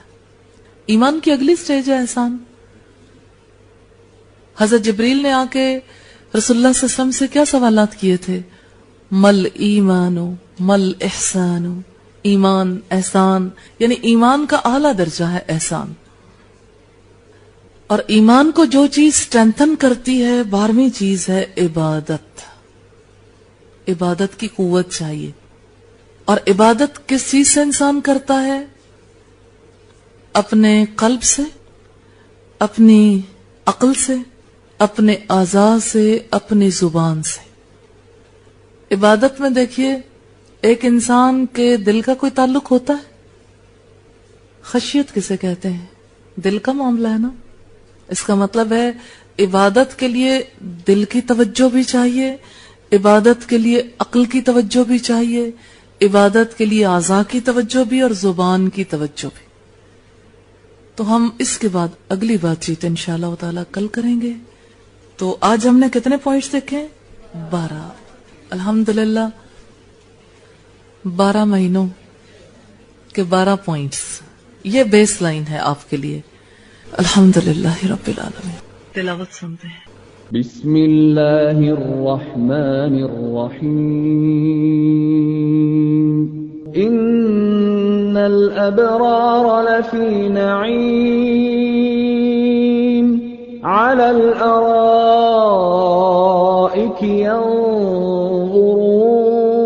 ينظرون تعرف في وجوههم نظرة النعیم. کتنی چیزیں ہم نے دیکھی تھی؟ ہاں جی 12 چیزیں دیکھی تھی. کیا چین بنی تھی؟ نمبر 1 اللہ کا کیا تعلق ہے؟ کیوں پڑھا ہم نے اللہ کی ذات کو؟ اللہ خالق ہے. دوسرا پوائنٹ کیا ہے؟ انسان. انسان کیوں پڑھا؟ مخلوق ہے. اور کس کی مخلوق ہے؟ اللہ کی مخلوق. انسان کی لائف کی ہم نے 4 حقیقتیں دیکھی تھی. 4 بیسک فیکٹس کیا ہیں؟ نہیں تھا، ہے، نہیں ہوگا، پھر ہوگا. حیات موت، حیات موت. جب ہم بات کرتے ہیں اور نہیں تھا، ہے، نہیں ہوگا، ہوگا، اس میں کیا ڈفرنس ہے؟ دونوں میں بات تو ایک ہی ہے. ریئلائزیشن نہیں ہوتی اپنی لینگویج میں نا. جتنا ہم سمپلیفائی کر کے دیکھتے ہیں اتنا زیادہ ہمیں ریئلائزیشن ہوتی ہے. لیکن ٹرمز اس کے لیے یہی ہیں: موت، زندگی، موت، زندگی، باس بعد الموت، ہمیشہ کی زندگی. انسان ان 4 مراحل میں سے ایک سے گزر چکا، دوسرے سے گزر رہا ہے، 2 مراحل آنے والے. تو یہ 4 مراحل انسان کے لیے کیا حیثیت رکھتے ہیں؟ انسان کی کیا پوزیشن ہے اس زندگی میں؟ انسان کو اللہ نے بھیجا یہاں پر کس مقصد کے لیے بھیجا؟ لِيَبْلُوَكُمْ أَيُّكُمْ أَحْسَنُ عَمَلًا. اچھا تیسرا پوائنٹ کیا ہے؟ وحی. وحی کی کیا حیثیت ہے؟ وحی کیوں آئی؟ ہاں جی انسان کی رہنمائی کے لیے. کس پر آئی؟ ہر ایک انسان پر آتی ہے؟ نہیں، انبیاء پر. آخری وحی کس پر آئی؟ محمد رسول اللہ صلی اللہ علیہ وسلم پر. اور وحی کی کتنے اقسام ہیں؟ ایک وحی یہ مطلوع ہے. مطلوع کا مطلب کیا ہوتا ہے؟ اور دوسری کیا ہے؟ غیر مطلوع. کون سی ہے وحی؟ حدیث. حدیث رسول غیر مطلوع ہے. اور وہی مطلوع کون سی ہے؟ قرآن مجید، قرآن حکیم. اچھا چوتھا پوائنٹ ہم نے کیا دیکھا تھا؟ انسان کے لیے اللہ کا فیصلہ دنیا میں بھیجنے سے پہلے. ہاں جی فَأَلْهَمَهَا فُجُورَهَا وَتَقْوَاهَا. دہرائیں سے. پھر دہرائیں. انسان کو اس کا تقوی اور اس کا فجور الہام کر دیا گیا. ہم جب اس کا ترجمہ کرتے ہیں ہم کہتے ہیں انسان کو اس کی اچھائی برائی الہام کر دی گئی. تقوی کا ترجمہ اچھائی کرنا درست ہے اور فجور کا ترجمہ صرف برائی کرنا درست ہے. تو فجور کی ایک ایگزامپل دینا چاہتی ہوں، اس سے آپ فجور کا اندازہ لگا سکتے ہیں کہ یہ کتنا بڑا جرم ہے. دیکھیے زنا کرنا جرم ہے نا، خواہ وہ کسی بھی مقام پر ہو، لیکن بڑا جرم ہو جاتا ہے اگر اپنی ماں یا بہن کے ساتھ کیا جائے. اور بڑا جرم ہے اگر ہمسائے کے ساتھ کیا جائے، اور بہت بڑا جرم ہے اگر مسجد میں کیا جائے. اور یہ بڑا جرم جو ہے یہ فجور کہلاتا ہے. یعنی ایک جو برائی ہے وہ اپنے ماحول کی وجہ سے اور پھر رشتے کی یا تعلق کی نوعیت کی وجہ سے جو شدید ترین یا جو انتہائی مقام پر پہنچتی ہے اس کو فجور کہتے ہیں. تو فجور اور تقوی. اب تھوڑا سا فجور کی بات سمجھ آئی؟ برائی کی انتہا ہے نا یہ. اچھا تقوی، تقوی کسے کہتے ہیں؟ لفظی طور پر روٹ کیا ہے اس کا؟ اس کا مطلب کیا ہوتا ہے؟ بچنا. ٹھیک ہے، بچنا کس چیز سے؟ فجور سے. فجور سے بچنا. فجور کہاں لے جاتا ہے؟ آگ میں. تو آگ سے بچنا. اللہ کی نافرمانی کیا ہے؟ فجور. اس سے بچنا، اللہ کی ناراضگی سے بچنا تقوی ہے. ہم نے تقوی اور فجور کے حوالے سے 2 امپورٹنٹ باتیں دیکھی تھی. تقوی کیا ہے؟ تقوی کے لیے کس چیز کی ضرورت ہے؟ ہاں جی بولیں، سارے بولیں. حسن نیت اور خیر کا ارادہ. اور فجور کے لیے بری نیت اور برا ارادہ. نیت بری کیسے ہوتی ہے؟ نیت بری ہوتی ہے انسان کی کیسے؟ 2 خاص باتیں ہیں بری نیت کی، 2 اس کے خاص بیس ہیں. ایک تو یہ کہ برا کام کرنے کی انسان نیت کرے، یہ بھی بری نیت ہے. اور ایک یہ کہ انسان خیر کی نیت نہ کر سکے. جس وقت انسان خیر کو چھوڑتا ہے نا، بھلائی کو، اس وقت ایک انسان خیر کو چھوڑ کر بری نیت کر رہا ہوتا ہے. بری ہے نا نیت، خیر کو چھوڑنا بذات خود بری نیت. ایک انسان جو نیکی کا ارادہ نہیں کر پاتا وہ دراصل برائی کا ارادہ کر رہا ہوتا ہے.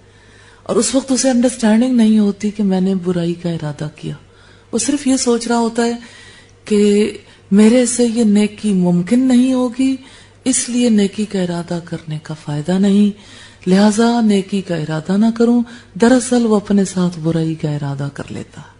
یہ بھی فجور ہے. برائی کا ارادہ، بری نیت، برا ارادہ. مثلا دیکھیں، جھوٹ چھوٹا ہے، کبیرہ گناہ ہے. ابھی ہمیں نا اس کا سٹیٹس نہیں پتا کہ کون سا چھوٹا گناہ ہے، کون سا بڑا گناہ ہے. فجور جو ہے برائی کی پیک کو کہتے ہیں. اور حقیقت یہ ہے کہ آلموسٹ سارے اعمال ہی ایک انسان کی دلی کیفیت، حالات و واقعات کی وجہ سے فجور ہو جاتے. ایک انسان سے غلطی سے کوئی برائی ہو جاتی ہے، غلطی سے ہونے والی برائی معصیت ہے، نافرمانی. نافرمانی وہ ہے، لیکن جب اس کے ساتھ سرکشی شامل ہو جاتی ہے تو وہی برائی فجور کے زمرے میں آ جاتی. مثلا جان بوجھ کر جھوٹ بولنا، جان بوجھ کر جھوٹ بولنا جو ہے یہ فجور میں آتا ہے. اچھا کیسے بڑا ہو گیا یہ جھوٹ؟ جھوٹ ویسے ہی کبیرہ گناہ ہے، لیکن جان بوجھ کر کے، اس کا مطلب اس وقت اسے احساس بھی ہے، شعور بھی ہے، لیکن اسے اللہ کی پکڑ کا کوئی ڈر نہیں. اس کو ہم کمپیریٹیولی دیکھیں نا تو فجور کب واقع ہوتا ہے؟ جب اللہ کا ڈر اٹھ جاتا ہے. اللہ کا ڈر نہیں ہوتا جس وقت انسان کے دل میں. میں نے فجور کی اصل حقیقت واضح کی ہے کہ اصل حقیقت کیا ہے. دیکھیں آپ اس کو یوں لے لیجئے، تقوی اللہ کا خوف ہے اور فجور اللہ سے بے خوف ہو کر کوئی کام کرنا ہے. اچھا کسی ٹرم کو جس وقت ہم ڈیفائن کرتے ہیں نا، اس کو ہر اینگل سے ڈیفائن کرتے ہیں تاکہ اس کی انڈرسٹینڈنگ ہو جائے. جیسے ہم نے دیکھا تقوی کو کہ اس کا بنیادی طور پر تو مطلب ہے بچنا، لیکن اس کا مطلب اللہ کا خوف ہے، پرہیزگاری ہے. اس طرح فجور کی میں نے ٹرم واضح کی آپ کے سامنے، لیکن اصل بات یہ ہے کہ انسان اللہ سے بے خوف ہو کر جب کام کرتا ہے تو وہ فجور کے زمرے میں آتا ہے. فَأَلْهَمَهَا فُجُورَهَا وَتَقْوَاهَا، اسے اس کی نیکی اور بدی الہام کر دی، تقوی اور فجور. اسے اللہ کا خوف اور بے خوفی کے کام الہام کر دیے. انسان کو پتہ لگتا ہے خوف کے تحت کون سے کام ہوتے ہیں اور بے خوفی کے ساتھ کون سے ہوتے ہیں. 5واں پوائنٹ کیا تھا؟ اب دیکھیے الہام کہاں ہوتا ہے؟ اندر. تقوی کے کام کون انجام دیتا ہے؟ ایک انسان خود. پھر ایک انسان برے کاموں سے بچتا ہے، فجور سے بچتا ہے، کون کرتا ہے؟ خود. لیکن خود اپنی ذات کی اصلاح کرنے کے بعد ذمہ داری کیا ہے؟ ہاں جی کیا ہے؟ دعوت. دعوت دعوت کیا ہے؟ بولیں سب بولیں.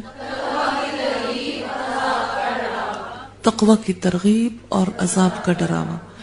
اچھا تقوی کی ترغیب دینا کیا ہے؟ دنیا کی سعادت اور آخرت کی نجات. اچھا اور عذاب کا ڈراوا کیا ہے؟ دراصل دنیا کی بدبختی اور قبر اور آخرت کے عذاب کا ڈراوا ہے. ٹھیک ہے. 6واں پوائنٹ کیا ہے؟ علم. علم کن سورسز سے حاصل کیا جاتا ہے؟ ٹھیک. کیا ان تینوں کی پوچھ گچھ ہونے والی ہے؟ کوئی آیت سنائے گا آپ میں سے؟ ہاں جی.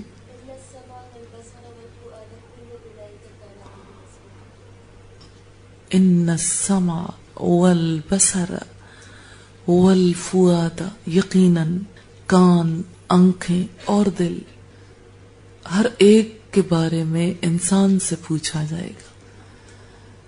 تو علم کے جتنے سورسز ہیں ان سورسز کے حوالے سے انسان کو بہت زیادہ الرٹ رہنے کی ضرورت ہے. 7واں پوائنٹ کیا تھا؟ علم کے حصول کے لیے کس چیز کی ضرورت ہے؟ کیا ان پوائنٹس میں آپ کو کوئی منطقی لاجیکل سیکوینس مل رہا ہے؟ ربط ملتا ہے؟ ہاں جی. علم کے حصول کے لیے عقل کا استعمال ہے. تو عقل کے لیے ہم نے دیکھا تھا کیا کیا اس کے طریقے استعمال کے.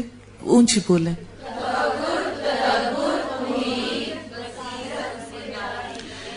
امید، بصیرت،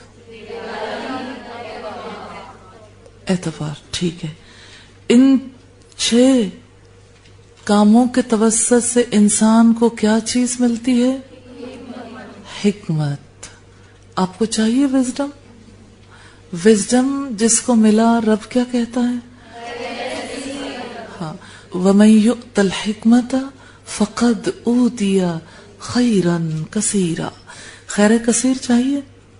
دنیا کی زندگی میں خیر کی ضرورت ہے. ایک انسان جب اچھائی کی نیت کرتا ہے نا، حکمت کے ساتھ کرتا ہے، غور و فکر کے ساتھ، تدبر کے ساتھ. ایک انسان جب برائی کی نیت کرتا ہے تو حکمت سے خالی ہوتا ہے، نہ غور و فکر، نہ شعور ہے، نہ تدبر کیا، تو ظاہر ہے کہ پھر برا کام ہو جاتا ہے. اچھا 8واں پوائنٹ کیا ہے؟ اسلام. اس کا مطلب یہ ہے کہ ان کانسیپٹس کے بعد علم کی ضرورت ہے ان تک رسائی کے لیے اور عقل کا استعمال ہے، تب جا کے اسلام قبول کر سکتے ہیں، تب جا کے اسلام کی حقیقت کو سمجھ سکتے ہیں. اسلام اس کے بغیر سمجھ آنے والا نہیں ہے. اسلام کا روٹ کیا ہے؟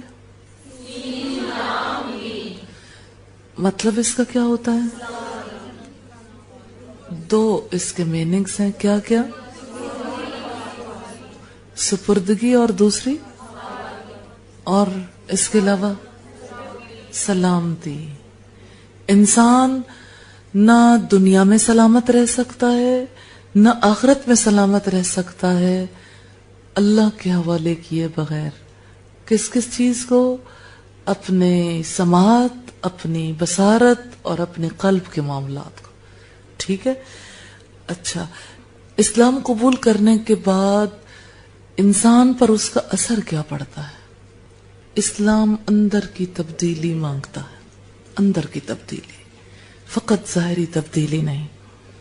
اور اندر کی تبدیلی 2 طرح سے آتی ہے، تقوی یا فجور، جو فطری طور پر اللہ نے الہام کر رکھی ہیں. اچھا تقوی اور فجور کے حوالے سے ہم نے یہیں پہ اسلام کے حوالے سے 3 کیفیات دیکھی تھی نفس انسانی کی. وہ کون کون سی کیفیات ہیں؟ ایک انسان جب اللہ سے ڈرتا ہے تو اس کا نفس مطمئن ہوتا ہے. ایک انسان جب اللہ کی نافرمانی کرتا ہے تو اس کا نفس سرکش ہوتا ہے اور برائی کا حکم دیتا ہے. ایک انسان جب برائی کر گزرتا ہے دوسری صورت بھی سامنے آتی ہے، نفس ملامت کرتا ہے. تو نفس کی کتنی کیفیات ہو گئیں؟ 3. کون کون سی؟ نفس امارہ، نفس لوامہ، نفس مطمئنہ. چلیے اس کو ہم تھوڑا سا ڈیٹیل سے دیکھیں گے. 10واں پوائنٹ ہے ایمان. ایمان دراصل کس چیز کی چینج کا نام ہے؟ پہلی چیز ہم نے اس میں 5 پوائنٹس دیکھے تھے. کس چیز کی چینج کا نام ہے؟ فکر کے بدل جانے کا نام ہے. انسان کی فکر نہیں بدلتی تو ایمان نہیں آ سکتا. فکر کی تبدیلی. فکر کس کے بارے میں؟ سب سے پہلے کس کے بارے میں؟ پیچھے چلے جائیں پہلے پوائنٹ پہ. اللہ کی ذات کے بارے میں فکر.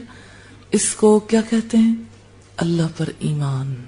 ٹھیک ہے، اللہ کے بارے میں سوچیں گے، فکر کا ایک ڈھانچہ بنے گا، وہ اللہ پر ایمان ہوگا.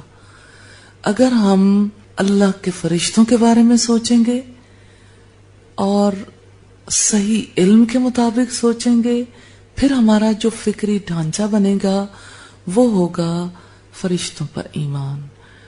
رسولوں کے بارے میں صحیح علم حاصل کریں گے اور رسولوں کے بارے میں ہماری مائنڈ سیٹنگ ہوگی، جس طرح سے ہوگی اس کو کہیں گے رسولوں پر ایمان. یہ مائنڈ سیٹنگ اپنی چاہت اپنی مرضی کی نہیں، جو رب نے بتایا. میرے کہنے کا مطلب یہ ہے کہ ایک انسان کو انفارمیشن تو ہوتی ہے، اس کو معلومات تو ہوتی ہیں کہ اللہ کے رسول ہیں، آئے ہیں، انسانوں کی اصلاح کے لیے آئے، لیکن یہ اس کی فکر نہیں ہے، انفارمیشن. کیا فکر اور انفارمیشن میں کوئی فرق ہوتا ہے؟ انفارمیشن کسے کہتے ہیں؟ اطلاع یا معلومات. انفارمیشنز معلومات. تو معلومات میں اور فکر میں کیا فرق ہوتا ہے؟ کون سی معلومات ہیں جو انسان کی تھاٹ بن جاتی؟ تھاٹ کیسے بنتی ہے؟ کوئی اس کے درمیان کوئی کام ہوتا ہے؟ ہاں جی، غور و فکر ہوتا ہے. اور کیا ہوتا ہے؟ ہاں جی، معلومات. ایک چیز انسان کے انفارمیشن میں آئی نا، مثلا کسی نے باہر بینر پڑھا، advance diploma in Islamic education میں داخلے جاری ہیں. ٹھیک ہے، معلومات مل گئی، وہ گزر گیا. کیا یہ اس کی فکر بن جائے گی؟ کیسے بنے گی؟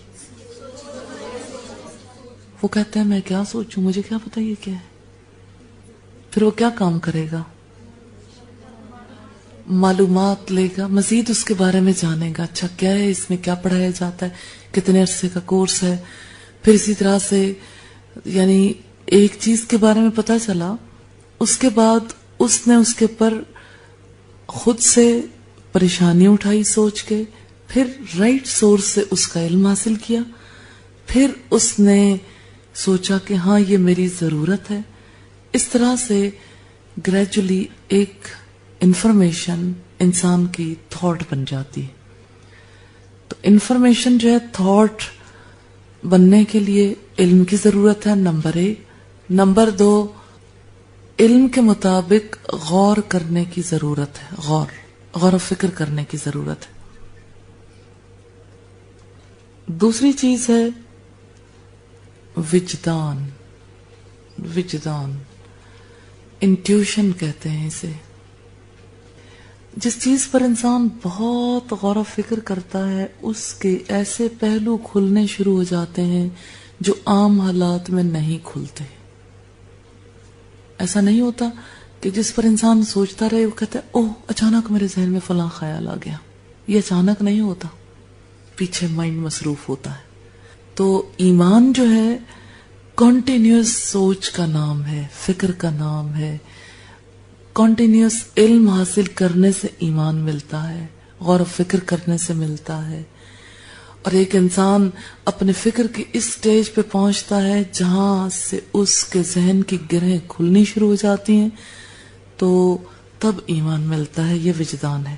اسی طرح سے ایمان ملتا ہے اجتماعیت سے. اجتماعیت سے کیسے ملتا ہے؟ ایمان قبول کرنے کے بعد سب سے پہلا فریضہ کون سا ہے؟ الصلاۃ، صلاۃ نا. تو صلاۃ کے لیے پابندی کیا ہے؟ مردوں کے لیے 5 وقت جماعت کے ساتھ پابندی ہے، لیکن دیکھیں آپ خواتین اگرچہ گھروں میں ہوں یا جماعت کے ساتھ پڑھیں، ایک اجتماعی معاملہ بہرحال یہ ہے، کیونکہ ہر صلاۃ کے لیے اذان ہوتی ہے. اجتماعی فعل ہو گیا نا. ایمان اجتماعیت سے ملتا ہے. رمضان کے روزے الگ الگ بھی رکھے جا سکتے ہیں، 1 مہینہ ہے، سارا ماحول پریپیئر ہوتا ہے سب کے سب. اب سوچئے اگر سال میں یہی روزے 12 مہینوں میں رکھنے ہوتے تو ہم دورہ قرآن کر سکتے تھے؟ دورہ قرآن بھی نہیں ہو سکتا تھا. اس کا مطلب یہ ہے کہ اللہ نے ایمان کو اجتماعیت کے ساتھ منسلک کیا ہے. روزے اکٹھے رکھو، نماز کا وقت ایک ہے، پھر اسی طرح سے حج کے لیے ایک وقت مقرر کیا. حج کے دن ایسے ہیں جن کے بارے میں رب العزت نے کیا ہے؟ الحج اشہر معلومات. حج کے مہینے تو معلوم ہے، دن بھی معلوم ہے. دنوں کے نام پتہ ہے کیا کہتے ہیں؟ حج کے دنوں کو 2 طرح کے نام دیے جاتے ہیں، ایک ایام معلومات اور دوسرے ایام تشریق. ٹھیک ہے. اچھا اب آپ دیکھیے کہ اس کے آگے نام بہت سارے ہیں، لیکن میں صرف یہ کہنا چاہتی ہوں کہ اللہ تعالیٰ نے ایمان کو اجتماعی امور کے ساتھ منسلک کیا ہے. جتنا زیادہ انسان اجتماعی زندگی اختیار کرتا ہے اتنا ہی اس کو ایمان ملتا ہے. اچھا اسی طرح سے آپ دیکھیے جیسے ایک شخص اگر اکیلا مسلمان ہے اور اس کے ارد گرد کا پورا ماحول بالکل مختلف ہے تو کیا وہ اپنے ایمان پہ برقرار رہ سکتا ہے؟ آپ لوگوں میں سے کتنے لوگ تجربہ کر چکے ہیں اپنے اپنے گھروں میں کہ جب انہوں نے گھر والوں کو دین کی دعوت نہیں دی تو اب ایمان پہ برقرار رہنا مشکل ہو رہا ہے یا نہیں؟ ہو رہا ہے نا. اس کا مطلب یہ ہے کہ یہ صحیح والا ایمان نہیں تھا، کہ جس میں ایمان کے ساتھ دوسروں کی فکر ہی لاحق نہیں ہوئی. تو ایمان اجتماعیت اختیار کرنے کا نام ہے، اور اجتماعیت اس لحاظ سے بھی علم سیکھنے کے لحاظ سے، اعمال کرنے کے لحاظ سے اور دعوت دینے کے لحاظ سے، پورے ماحول کی درستگی کے لیے. اسی طرح سے ایمان کا تقاضا ہے کہ ہماری مادی زندگی بھی بدل جائے. انر چینج تو ہے، اسلام انر چینج مانگتا ہے نا. ایمان جو ہے وہ ٹوٹل چینج مانگتا ہے، اندر بھی باہر بھی، پوری لائف بدل جائے، ٹوٹل لائف سٹائل چینج ہو جائے، انسان کی سوچ، انسان کے احساسات، اس کے جذبے لائن اپ ہو جائیں، اور ایک انسان کی گفتگو، اس کی سماعت، اس کی بصارت، یعنی جو کچھ وہ دیکھتا ہے، پھر اسی طرح سے ایک انسان کا خلق، ایک انسان کی ڈیلنگز، ہر چیز جو ہے وہ چینج ہو جائے. پھر ایک انسان کماتا کیسے ہے، خرچ کیسے کرتا ہے، معاشرتی زندگی، معاشی، سیاسی، قانونی، لائف کا ہر پہلو چینج ہو جائے تو تب ایک انسان ایمان حاصل کرتا ہے. ایمان کوئی سادہ سی چیز نہیں ہے، پوری زندگی کی ایفرٹ ہے. ایک لمحے کے لیے آپ رب کی یاد سے غافل ہوں، آپ کو لگے گا ایمان لٹ گیا ایمان. اگلا پوائنٹ کیا ہے؟ احسان. احسان کسے کہتے ہیں؟ کسی کام کو حسن، خوبی سے انجام دینا. کسی کام کو احسن طریقے سے کیسے کیا جا سکتا ہے؟ آپ چاہتی ہیں پورے کا پورا اقبال ٹاؤن جو ہے وہ اسلام کے رنگ میں رنگا جائے. اب آپ ایک ایمانی کام کرنا چاہتی ہیں، ایمانی عمل ہے نا. اس کے لیے آپ کا دل یہ ہے کہ میں احسان کی روش پر قائم ہو جاؤں، زیادہ اچھے طریقے سے کام کروں. آپ کو کس چیز کی ضرورت ہوگی؟ ہاں جی، کس چیز کی ضرورت ہوگی؟ ہم جو پڑھ چکے ہیں نا ہم انہی ٹرمز میں بات کریں گے. ہاں جی، امید اور خوف. جب بھی کوئی کام کرنا ہے امید اور خوف کے بین بین. وہ تو ویز ہے نا، پلاننگ کرنی ہے یا باقی جو بھی ہے، لیکن ایک ہے ایک کام کو شروع کرتے ہوئے، ایک کام کو انجام دیتے ہوئے، ایک کام کو پایہ تکمیل تک پہنچاتے ہوئے ایک انسان کی ذہنی قلبی کیفیت کیسی رہے.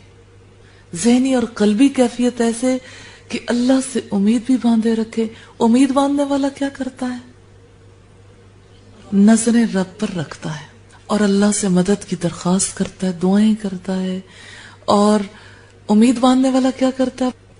ان تعبد اللہ کأنک تراہ.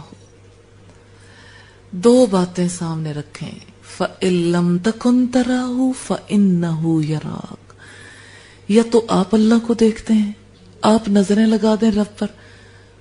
آپ جب رب کی طرف نظریں لگاتے ہیں تو آپ بہترین عبادت کر رہے ہوتے ہیں. بہترین عبادت کا حسن یہی ہے. کیا دعوت دینا عبادت ہے؟ الحمدللہ. اور اگر آپ نظریں نہیں لگا پا رہے تو اللہ کی نظروں کو ضرور محسوس کرنا شروع کر دیں. اچھا آپ دیکھیں، جب انسان کسی پر نظریں لگاتا ہے تو امید ہوتی ہے، جب کسی کی نظروں کو محسوس کرتا ہے تو خوف آتا ہے. اب کلیئر ہوگی بات؟ امید اور خوف. اچھا آپ کون سا رویہ زیادہ اختیار کرنا چاہتے ہیں؟ یعنی دعوت دیتے ہوئے، گھر سے نکلتے ہوئے، راستے میں جاتے ہوئے، کسی سے بات کرتے ہوئے، پلاننگ کرتے ہوئے، کوئی پروگرام رکھواتے ہوئے، کسی پروگرام کی مینجمنٹ کرتے ہوئے، کیسے اپنے دل اور اپنے ذہن کو کہاں رکھنا چاہتے ہیں؟ اللہ کی طرف نظر لگائے ہوئے. پھر اللہ کی طرف نظریں لگانے والا سارا وقت کیا کرے گا؟ سرگوشیاں نہیں کرے گا. جاتے ہوئے دعائیں کرے گا، نوافل پڑھے گا، پھر بھی فکر لگی ہوگی کہ یا اللہ آپ میری مدد کرنا، آپ اسے قبول کر لینا، اپنے راستے پہ چلانا، آپ مجھے توفیق دینا، میری بات میں تاثیر پیدا کر دینا، میرے لیے آسانیاں پیدا کر دینا، میری مشکلات کو دور کر دینا، میری ذات کو فتنہ نہ بنانا، مجھے ظالم لوگوں سے نجات دے دینا. کتنی باتیں. امید. دعوت کا حسن کیا ہے؟ دیکھیں احسان کی بات جو ہے نا ہر جگہ آئے گی. دعوت کا حسن کیا ہے؟ امید اور خوف. یہ بات تو رہے گی، ہر جگہ ہی رہے گی. دعوت کا حسن یہ ہے کہ انسان اللہ کی طرف نظریں لگائے رکھے. اور دوسری بات یہ کہ اپنے آپ کو صرف امید کی حالت میں رکھنے سے سم ٹائمز انسان قابو میں نہیں رہتا، اس لیے اللہ کی نظروں کو محسوس کرے، پھر خوف آتا ہے. امید اور خوف کے بین بین دراصل کسی بھی کام کے اندر بیوٹی، حسن پیدا ہوتا ہے. اگر خوف زیادہ ہو گیا، ہائے پتہ نہیں کیسے ہوگا. کس کی طرف دیکھا؟ اپنی طرف. اور اپنی طرف دیکھنے کا مطلب جانتے ہیں کیا؟ شرک. اپنی طرف دیکھا، شرک کیا تو آپ اپنی فطرت سے نیچے آ گئے. اور اگر اللہ کی طرف دیکھا پھر آپ اپنی فطرت پر آ گئے. اور آپ نے اللہ کی طرف دیکھا تو آپ کے دل کے اندر امید پیدا ہو گئی. تو پھر کام کیسے کرنا ہے؟ آپ نے سیرت پڑھنی ہے، کیسے پڑھیں گے؟ نظریں کس کی طرف لگانی ہے؟ نارملی انسان کس کی طرف لگاتا ہے؟ امی ہائے اجازت دیں گی کہ نہیں، ابو اجازت دیں گے کہ نہیں، ہسبینڈ اجازت دیں گے کہ نہیں، بچے. دیکھیں آپ کے امی ابو ہیں، میرے ماں بھی ہیں، شوہر بھی ہیں، بچے بھی ہیں، گھر بھی ہیں. لیکن اللہ کی طرف نظر لگانے سے آج کہاں ہوں؟ الحمدللہ کہ اللہ نے موقع عطا کیا. تو یہ زیادہ اچھی جگہ ہے یا ہر وقت یہ کہ کس کو کیا کھلا دوں، کس کو کیا پلا دوں؟ دونوں ہی کام تو کرنے والے ہیں، لیکن یہ کہ ہر وقت نہیں، ہر وقت وہ کام نہیں، یہ ہر وقت ہو سکتا ہے. لیکن لائف میں توازن کے لیے ساری ذمہ داریوں کو نبھانا ضروری. تو کس کی طرف دیکھنا ہے؟ انشاءاللہ اللہ کی طرف. اچھا پھر کبھی ایسا ہوتا ہے کہ انسان کوئی بھی کام کرنے لگتا ہے تو اس کی نظر لوگوں کی طرف لگ جاتی ہے. ساری زندگی آپ نے ایک ہی کام سیکھا ہے، لوگ کیا کہیں گے، نہیں سیکھا. ساری زندگی ماؤں نے گھر والوں نے شرک سکھایا. لوگ کیا کہیں گے, لوگ کیا کہیں گے, یا اب آپ احسان کے سٹیج پہ آ جائیے, یا پھر کیا ہو سکتا ہے رب کیا کہے گا, رب کیسا محسوس کرے گا. افضل کیا ہے رب. وہ بس ایک بات اپنے ذہن میں رکھیں, احسان کی سٹیج پر انسان تب آتا ہے, تب رہ سکتا ہے جب اوپر رب ہو, نیچے بندہ ہو, درمیان میں کوئی نہیں. کوئی بھی آیا درمیان میں تو احسان کی سٹیج سے ادھر آئیں گے, اور انسان اتر کے کہاں چلا جاتا ہے, پھر آگے کون سا راستہ ہوتا ہے, جہنم کا راستہ, اللہ کی ناراضگی کا, غضب کا راستہ. 12واں پوائنٹ ہم نے کیا دیکھا تھا, عبادت. عبادت کس طرح ہوتی ہے؟ آپ نماز پڑھتے ہیں, نماز میں کس چیز کا استعمال ہوتا ہے؟ زبان اور اعضاء اور قلب. تو آج ہم ان کے بارے میں پہلے بات کریں گے. نمبر 1, قلب. بات دل کی ہو, اعضاء کی ہو یا زبان کی, تینوں میں یہ قدرے مشترک ہے. آپ اخلاق کی طالبات ہیں, الحمدللہ. خلق سیکھنا ہے تو پہلے یہ جاننا ہوگا کہ انسانی زندگی میں قلب کی کیا حیثیت ہے, انسانی زندگی میں اس کے جوارح اعضاء کی کیا حیثیت ہے, اس کی زبان کی کیا حیثیت ہے. اگر دیکھیں تو انہی 3 کا مجموعہ ہے نا بنیادی طور پر انسان. یا انسان کمیونیکیٹ کرتا ہے اپنی زبان سے, دل میں سوچتا ہے, اور اعضاء سے کوئی نہ کوئی عمل کرتا ہے. اچھا, اگر ہم دیکھیں دل کو, دل کا ایک رشتہ ہے اللہ کے ساتھ, ایک دل ہی دل میں اندر ہی اندر خود اپنے نفس کے ساتھ رشتہ ہوتا ہے. ایک دل کا رشتہ ہوتا ہے مال غیر, دوسروں کے ساتھ. جتنے بھی انسان ہیں ان کے ساتھ ایک تعلق ہوتا ہے. اس کی کیٹیگری ضرور ہوتی ہیں, لیکن 3 چیزیں, 3 حالتیں ضرور ہوتی ہیں. مع اللہ, اللہ کے ساتھ, مع نفس, اپنے نفس کے ساتھ, مال غیر, دوسروں کے ساتھ. چلیے اب آپ اپنے قلب کی کیفیت بتائیے, اس وقت اللہ کے ساتھ کیسا تعلق ہے؟ ہم ذرا سیکھنا چاہتے ہیں نا, دیکھنا چاہتے ہیں اللہ کے ساتھ اس وقت کیسا تعلق ہے. اچھا, ماں اللہ لگ رہا ہے. اچھا, اور اپنے اپنے دل کی حالت بتائیں. دل کی حالت پتہ کیسے بتائیں گے کہ جو کچھ آپ سن رہے ہیں, یہ ساری باتیں سنتے ہوئے, دیکھتے ہوئے, ماحول کے اندر رہتے ہوئے اللہ سے میں کیا بات چیت کر رہی ہوں. مع اللہ. آپ اگر اسے فزیکلی دیکھیں نا تو دیکھیں ایک چیز کا ہونا الگ معنی رکھتا ہے. مثال کے طور پر یہ مائک ہے, اس کی یہ لیڈ ہے, لیڈ جا رہی ہے, میرا خیال ہے کہ مکسر میں جا رہی ہے. ایک اس کا تعلق ہے مکسر کے ساتھ, ٹھیک ہے. مکسر سے آگے ایک تعلق ہے کمپیوٹر کے ساتھ, ایک تعلق ہے ہارڈ ڈسک ریکارڈر کے ساتھ, ٹھیک ہے.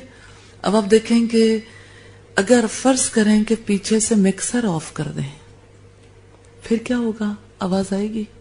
نہیں. اسی لیے ہماری زندگیوں سے رب کی آواز نہیں آتی, کیونکہ ہم لیڈ اتار کے ہی رکھتے ہیں. دل ہی دل میں جو رب کے ساتھ بات کرنی ہوتی بات نہیں کرتے. اپنے دل کو سنبھالنے کے لیے ہر وقت رب سے گزارشیں نہیں کرتے. تو قلب کی جو حالت ہے یہ اللہ کے تعلق سے بدلتی ہے. تو ہر ایک چیز کا رشتہ جو سنا ہے, سنتے ہوئے بھی رشتہ ایک اللہ کے ساتھ تو قلب کا رشتہ ہے ہی نا, دوسرا اپنے نفس کے ساتھ ہے, تیسرا دوسروں کے ساتھ ہے, ٹھیک ہے.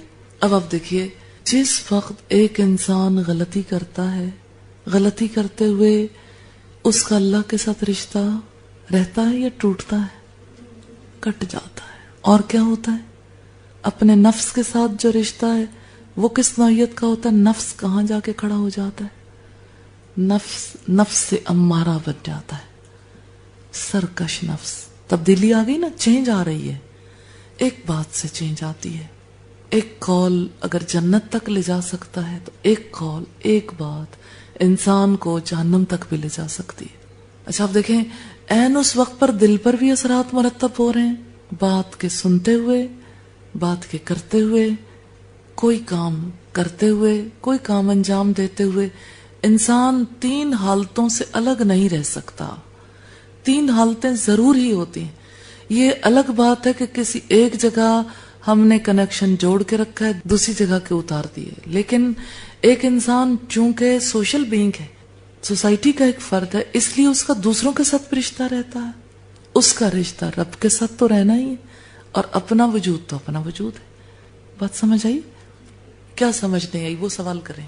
یہ بات سمجھ نہیں آتی کہ اللہ کے ساتھ رشتہ کیسے رہتا ہے. دیکھیں، یہاں رہتے ہوئے کون سا لمحہ ہے جب ہم اللہ کی مخلوق نہیں ہے؟ خالق کے ساتھ تو رشتہ ہے. دل تو اس کی 2 کریم انگلیوں کے درمیان ہے. رشتہ تو ہے، تعلق تو ہے. ہمارے بھول جانے سے، اگنور کر دینے سے وہ تعلق رہے گا تو صحیح، حیثیت بدل جائے گی تعلق. مثلا جس وقت ہم اللہ سے بات نہیں کر رہے ہوتے، اللہ کو یاد نہیں کر رہے ہوتے، اللہ کو پکار نہیں رہے ہوتے، ہمارا اللہ سے رشتہ کٹ رہا ہوتا ہے. مثال کے طور پر عدیلہ مجھ سے بات کر رہی ہیں، اب آپ کی بھرپور توجہ اگر میری طرف ہے تو یہ رشتہ ہے مال غیر، دوسروں کے ساتھ ایک رشتہ ہے. لیکن میری بات سے اگر دل پر اثرات مرتب ہو رہے ہیں تو مان نفس بھی کھل کے سامنے آ گیا. اور اس دوران اگر نفس اور غیر کے ساتھ تو تعلق ہے، اللہ سے کچھ کہا ہی نہیں، یاد کیا نہیں، اللہ کی ذات کو ہم نے مس کر دیا نا، ہم نے مس کیا، ہم مس ہو گئے، ہم نے سوچا نہیں. تو اس کا مطلب یہ ہے کہ ہمارا دل اللہ کے ساتھ اٹکا ہوا نہیں ہے، اور دل کے افعال درست نہیں ہیں، رابطے درست نہیں ہیں. دیکھیں جی، سادہ سی بات ہے، کنیکشن 3 ہے. 3 طرف انسان کے کنیکشن جڑے ہوئے رہتے ہیں. اگر ایک بھی کنیکشن اتر جائے تو انسان خراب ہو گیا. یہ بات سمجھ آتی ہے؟ آپ اسے اپنی لائف کے ساتھ نہ دیکھیں کہ میری لائف میں تو ایسا ہوتا ہی نہیں، کنیکشن جو اترے ہوئے، آپ اسے ریالٹی کے طور پر سمجھیں. 3 طرف کنیکشن کی بات کو، ٹھیک اس طرح سے کہ یہ ہے دل. فرض کریں نا ایک انسان ہے، اس کے قلب کا معاملہ ہے. اب آپ دیکھیں کہ اس کا ایک تعلق جو ہے ایک طرف جڑا ہوا ہے اللہ کے ساتھ. اب یوں کر لیں، ایک طرف اللہ کے ساتھ تعلق ہے، ایک طرف اس کا اپنے ساتھ تعلق ہے، ایک طرف اس کا تعلق ماحول کے ساتھ. روشنی نہیں آ رہی، مثلا یہ دیکھیں روشنی آ گئی نا، اس کا مطلب ہے مال غیر تعلق قائم ہو گیا. ٹھیک ہے، یہ دیکھیں مال غیر کنیکشن ٹوٹ گیا. اینٹی سوشل بیہیویئر جن کا ہوتا ہے نا، اینٹی سوشل لوگ جو ہوتے ہیں وہ اپنا بلب آف کر کے رکھتے ہیں، ہر بات کو اپنی ذات تک لمیٹڈ. ٹھیک، اب آپ دیکھیے یہ مال غیر کنیکشن ختم ہوا، اس کا پتہ لگا. اچھا اب آپ دیکھیں اس کا اپنی ذات کے ساتھ تعلق ہے. اگر پیچھے سے لائٹ کے ساتھ کنیکشن ختم ہو جائے، اس کا مطلب یہ ہے کہ اصل سورس سے اس کا رابطہ کٹ گیا. اگر اصل سورس سے رابطہ کٹ جائے، ہم اس کا معاشرے سے بھی صحیح رابطہ قائم نہیں کر سکتے، ارد گرد والوں سے، کیونکہ جہاں سے روشنی لینی ہے روشنی لی نہیں، نہ یہ خود روشن ہوا نہ کسی کو روشنی دی. اب کلیئر ہو گئی بات؟ لائٹ کون ہے؟ نور، اللہ. ہم نے یہیں سے بات شروع کی نا، اللہ نور السماوات والارض، اللہ زمین اور آسمان کا نور ہے. تو اللہ کے ساتھ جب ایک انسان کے دل کا رشتہ کٹتا ہے تو دل میں روشنی نہیں آتی.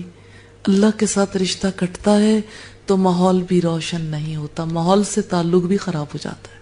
اب کلیئر ہو گئی بات؟ ہاں یہ اچھا سوال ہے. مثال کے طور پر جیسے میں بات کر رہی ہوں کہ اللہ سے رشتہ کٹتا ہے تو انسان کا نہ تو اپنے آپ سے رشتہ درست رہتا ہے نہ ماحول سے. فوراً ایک انسان کہے یا اللہ میرا رشتہ اپنے سے کٹنے نہ دینا، یا اللہ میرا رشتہ اپنے سے جوڑ کے رکھنا. کنیکشن جڑ گیا نا. اچھا پھر اگر دیکھا کہ اپنے آپ کا رشتہ خراب ہو رہا ہے، یا اللہ مجھے میرے نفس کے حوالے نہ کرنا، تیرے سے تعلق کٹ گیا تو میں تو پھر نفس سے گائیڈ لائن لینا شروع کر دوں گی، اور یا اللہ مجھ سے میرے ماحول کو جہاں کہیں میں ہوں وہاں پر روشنیاں پھیلا دینا. یہ بات کلیئر ہو گئی کیسے انسان اللہ کے ساتھ رشتہ جوڑ کے رکھتا ہے تو اس کی زندگی درست ہوتی ہے. تو یہ معاملہ کسی ایک بات کا نہیں ہے، ہر وقت یہی تعلق ہے بندے کا رب سے. ہر وقت کی دعائیں، ہر وقت کی یاد. اللہ کے ساتھ رشتہ کٹتا ہے تو پھر دو رشتے رہ جاتے ہیں، ایک اپنے نفس کے ساتھ اور ایک دوسروں کے ساتھ. روشنی نہیں آ رہی. اب دیکھیں یہ اگر پیچھے سے رشتہ کٹ گیا نا لائٹ سے، اب آپ مجھے یہ بتائیں کہ یہ یہاں سامنے پڑا ہوا ہے اور یہ دیکھیں آپ ماورا کے اور میرے درمیان حائل ہو گیا. اب ماورا کیا دل چاہتا ہے، اس کا کیا کریں؟ ہاں اس کو ہٹا دیں، اس کا کیا فائدہ، کیونکہ یہ بیکار ہو گیا. حالانکہ اس کا اپنے نفس کے ساتھ رشتہ ہے، جلنے کی صلاحیت رکھتا ہے، ماحول کو بھی درست کر سکتا ہے، لیکن ماحول والے کہتے ہیں پھینک دو، الگ کر دو، کنیکشن ٹھیک کر دو. یا تو یہ پیچھے سے کنیکشن اس کا جڑ جائے یا پھر اسے اٹھا دیں، اس کا کوئی فائدہ نہیں ہے. تو دیکھیں ایک لیمپ کو ہم اٹھا کے پیچھے رکھ دیتے ہیں، اور اگر اللہ ہمیں ہی پیچھے کر دے، ایسے اللہ انسانوں کو بدل دیتا ہے. قرآن پاک میں آتا ہے نا کہ اس طرح ہم قوموں کو بدلتے رہتے ہیں، ایک کی جگہ دوسرے کو لے آتے ہیں. آپ نے اپنے رب سے کیا بات کی اس دوران؟ بات کی ہے رب سے؟ ہاں جی کیا؟ ہاں یا اللہ ہمیں ان لوگوں میں نہ کرنا، ہمیں اپنے ساتھ جوڑے رکھنا. ہاں جی یا مقلب القلوب ثبت قلبی علی دینک. جی اللہ مجھے اپنے ساتھ جوڑے رکھنا. اب مجھے یہ بتائیں کہ دل بدل رہا ہے؟ کلیئر ہوتا ہے نا کہ دل کیسے بدلتا ہے، دل کے حالات کیسے بدلتے ہیں. دل کا رشتہ اللہ سے جڑتا ہے پھر دل بدلتا ہے. رشتہ کاٹ دیں ہم. وَيَقْطَعُونَ مَا أَمَرَ اللَّهُ بِهِ أَن يُوصَلَ، وہ اس رشتے کو کاٹ ڈالتے ہیں جسے جوڑنے کا اللہ نے حکم دیا. تو اللہ نے ایسے لوگوں کے بارے میں کیا کہا ہے؟ یہ کون لوگ ہیں؟ اولئک هم الخاسرون. خسارہ کیا ہے؟ ساری زندگی خراب ہو گئی. نقصان نقصان نقصان میں نہیں رہنا. اللہ کا تعلق بچاتا ہے. تو بس سنتے ہوئے آپ دیکھیں آپ کی سماعت، آپ کی بصارت اور آپ کا دل کام آتا ہے ایسے اللہ کے تعلق سے کام کا ہو جاتا ہے. ہاں ایسے کام کا ہوتا ہے. یہ معاملہ انسان کے قلب کا ہے. اس کے اوپر ابھی مزید بات چیت کرنے کی ضرورت ہے، انشاءاللہ ہم بات چیت کریں گے. اور یہ معاملہ انسان کے جوارے کا بھی ہے. اعضاء جب عمل کریں، مثلا دیکھیں آپ نارملی غفلت کیسے ہوتی ہے. میں نے یہ پین اٹھایا، پتہ ہی نہیں پین اٹھایا، رکھ دیا. اگر انسان سوچے نا رکھ دیا. انسان کوئی بھی کام کرے، یہ دیکھیں پین اٹھاتے ہوئے کوئی بات ذہن میں آنی چاہیے. اب آپ دیکھیے کہ اعضاء کام کریں تب بھی ایک رشتہ اللہ سے جڑے، ایک رشتہ اپنے آپ کے ساتھ اور ایک ماحول کے ساتھ. جہاں کہیں آپ اخلاقی خرابیاں دیکھیں گے، جہاں کہیں ڈیلنگز میں خرابی ہوگی، وہاں پر یہ ترتیب خراب ہو جاتی ہے، کنیکشنز نہیں جڑے ہوئے ہوتے. یہ بات سمجھ آئی؟ اب ہم دیکھیں گے اب عدیلہ والا کوشچن. عدیلہ کا نام عدل سے ہے نا. عدل کسے کہتے ہیں؟ ہاں ہر ایک کو اس کا پورا پورا حق دے دینا. اب آپ دیکھیے مثلا میں قلم اٹھاؤں لکھنے کے لیے اٹھاؤں، اب میں نے اٹھایا لکھنے کے لیے، اب کیا ہے مع اللہ رشتہ کیسے جڑنا چاہیے؟ کیا سوچا ہے ذہن میں؟ یا اللہ تیرے لیے اٹھائے، تیری بات لکھوں گی، یا اللہ تو میری اصلاح کر دینا، صحیح استعمال کرنے کی توفیق دینا. اب دیکھیں اس دوران انسان کا ذہن کچھ نہ کچھ تو سوچے گا نا. اب دیکھیں آپ کیا سیکھ رہے ہیں؟ کنسنٹریشن، توجہ. اور توجہ کس طرف ہے؟ اللہ، توجہ اللہ. اسی سے اخلاص پیدا ہوتا ہے، خلوص اس چیز سے انسان کے اندر آتا ہے. ہر چیز کا رخ اللہ کی طرف موڑ دے. اب آپ دیکھیے کہ اعضاء کا دوسرا تعلق کس سے ہوتا ہے؟ اپنی جان کے ساتھ، اپنے نفس کے ساتھ، مان نفس. تو اس قلم کو میں نے اٹھایا، میرے ساتھ اس کا کیا تعلق ہے؟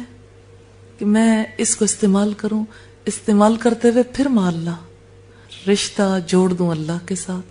اور مع الغیر کیا تعلق ہے؟ جہاں میں لکھوں میرے لکھنے کی وجہ سے نہ نوٹ بک خراب ہو, نہ ارد گرد والے تکلیف میں آئے. پورا ماحول ہے نا مع الغیر. غیر میں کیا ہوتا ہے؟ ساری انوائرمنٹ میں میرے اس فعل کی وجہ سے خرابی نہ آئے. خرابی کیسے آتی ہے؟ مثلا میں جو لکھنا چاہوں خرابی کیسے آئے گی؟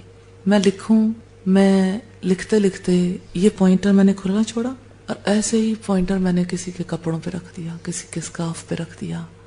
خرابی آتی ہے؟ کیسے؟ ہاں, دوسروں کے کپڑے خراب ہو گئے. اور کیسے خرابی آتی ہے؟ بے دھیانی میں نا ٹک ٹک ٹک ٹک. یہ کیا ہے؟ یہ غفلت ہے. دیکھا نا آپ نے, یہ جو ہے نا مع الغیر, یہ کنیکشن کا درست نہ ہونا ہے. ہم نے ایک چھوٹی سی پین اٹھانے کی مثال لی. فرض کریں کہ ایک انسان نے کوئی کام نہیں کرنا, ایسے ہی کسی چیز کو اٹھا کے کھیلتا رہا, ادھر سے پکڑا ادھر رکھ دیا, ادھر سے پکڑا ادھر رکھ دیا. لاشعوری عمل ہے نا. تو لاشعوری عمل کیا ثابت کرتا ہے؟ کہ انسان کا قلب درست نہیں ہے, قلبی معاملات درست نہیں, اعضاء ٹھیک کام نہیں کر رہے, اعضاء کو صحیح میسج نہیں مل رہا. اگر میسج ٹھیک ملے گا تو اعضاء درست کام کریں گے. تھوڑا سا ان کا آپس میں تعلق پتہ لگ رہا ہے, قلب کا جوارح کے ساتھ یعنی اعضاء کے ساتھ. اب ہم زبان کی بات دیکھیں گے. عمل اللسان, زبان کا عمل.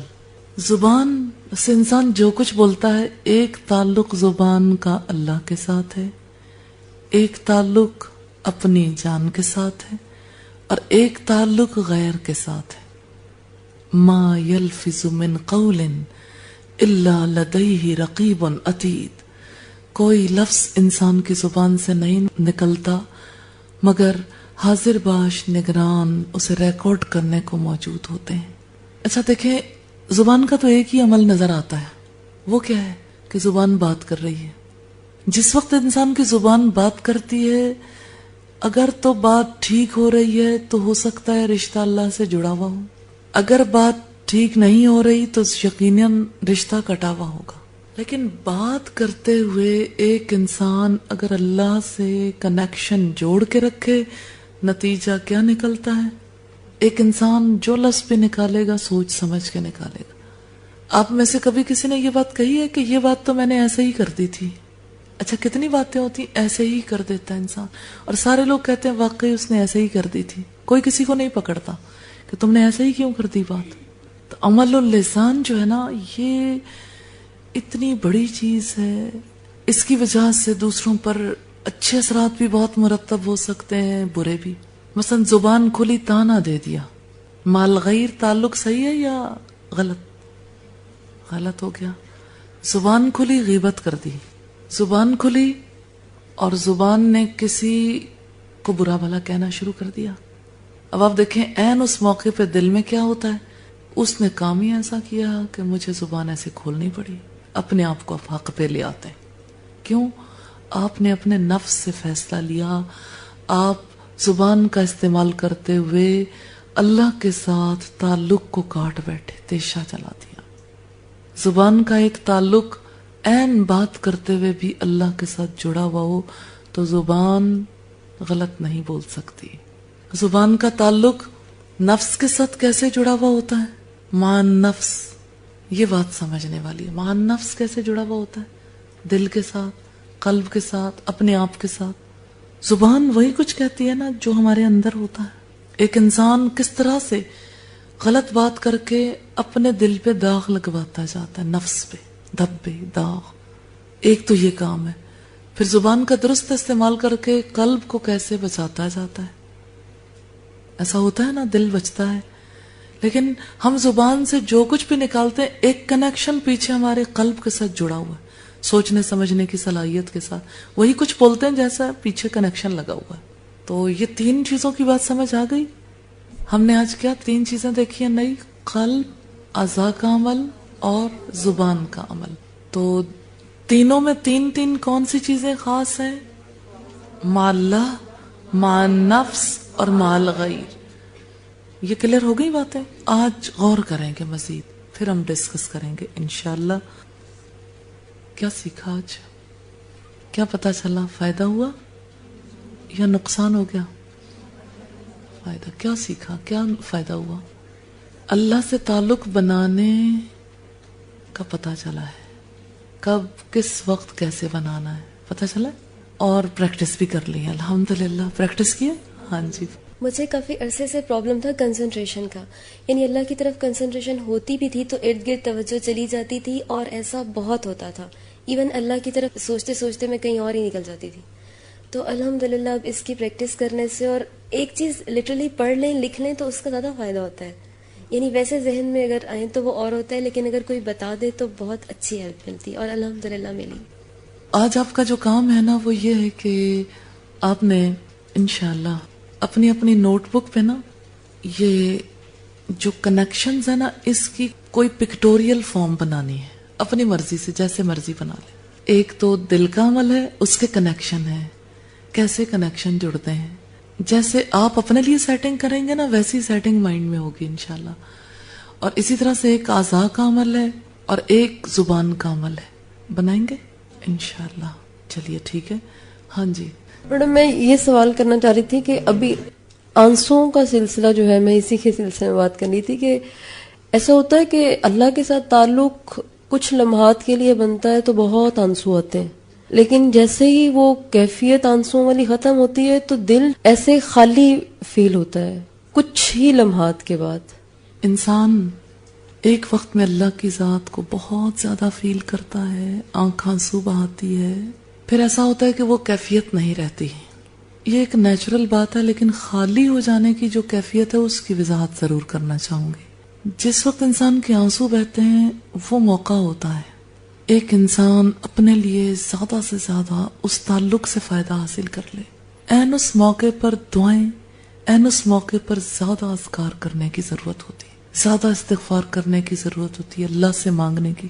جھولی بھریں گے تو بھر جائے گی. اور اگر آپ بہتے پانی کو یوں ہی بہنے دیں گے تو آپ کے برتن میں، آپ کے ظرف میں کچھ بھی نہیں آئے گا. بہتے پانیوں کے کنارے کنارے نہیں کھڑے ہونا، اس سے اپنے ظرف کو بھر لینا ہے، لے لینا ہے. حصہ انسان اسی طرح لے سکتا ہے کہ عین اس موقع پر اللہ کو کثرت سے یاد کرے، عین اس موقع پر انسان اللہ سے استغفار کرے، عین اس موقع پر اللہ سے زیادہ مدد مانگے، زیادہ دعائیں کرے. باقی جہاں تک اس بات کا تعلق ہے کہ کیفیت ایک سی نہیں رہتی، تو اگر ہمیشہ ہی ایمان کی ایسی کیفیت رہے تو فرشتے مصافہ کریں. حدیث یاد آتی، فرشتے جو ہیں آگے بڑھ کر سلام کریں. تو ہمیشہ ایک جیسی کیفیت نہیں رہتی، یہ تو سچ ہے. لیکن خالی ہو جانے کا عمل جو ہے اس کے لیے پیچھے جا کے آپ خود سوچیں کہ آپ نے یا تو آنسو بہائے ہوں گے کسی ٹیمپریری جذبے سے، یعنی کنیکشن فٹ نہیں بیٹھا، وقتی طور پر ایک تاثر تھا جس میں شعور کا دخل کم تھا، متاثر ہونے کی بات زیادہ تھی جس کی وجہ سے آنسو بہے. تو آپ تاثر کو شعوری بنا لیں، ریزننگ کریں، دعائیں کریں، انشاءاللہ کیفیت میں فرق آئے گا. سبحانک اللہم و بحمدک نشہد ان لا الہ الا انت نستغفرک و نتوب.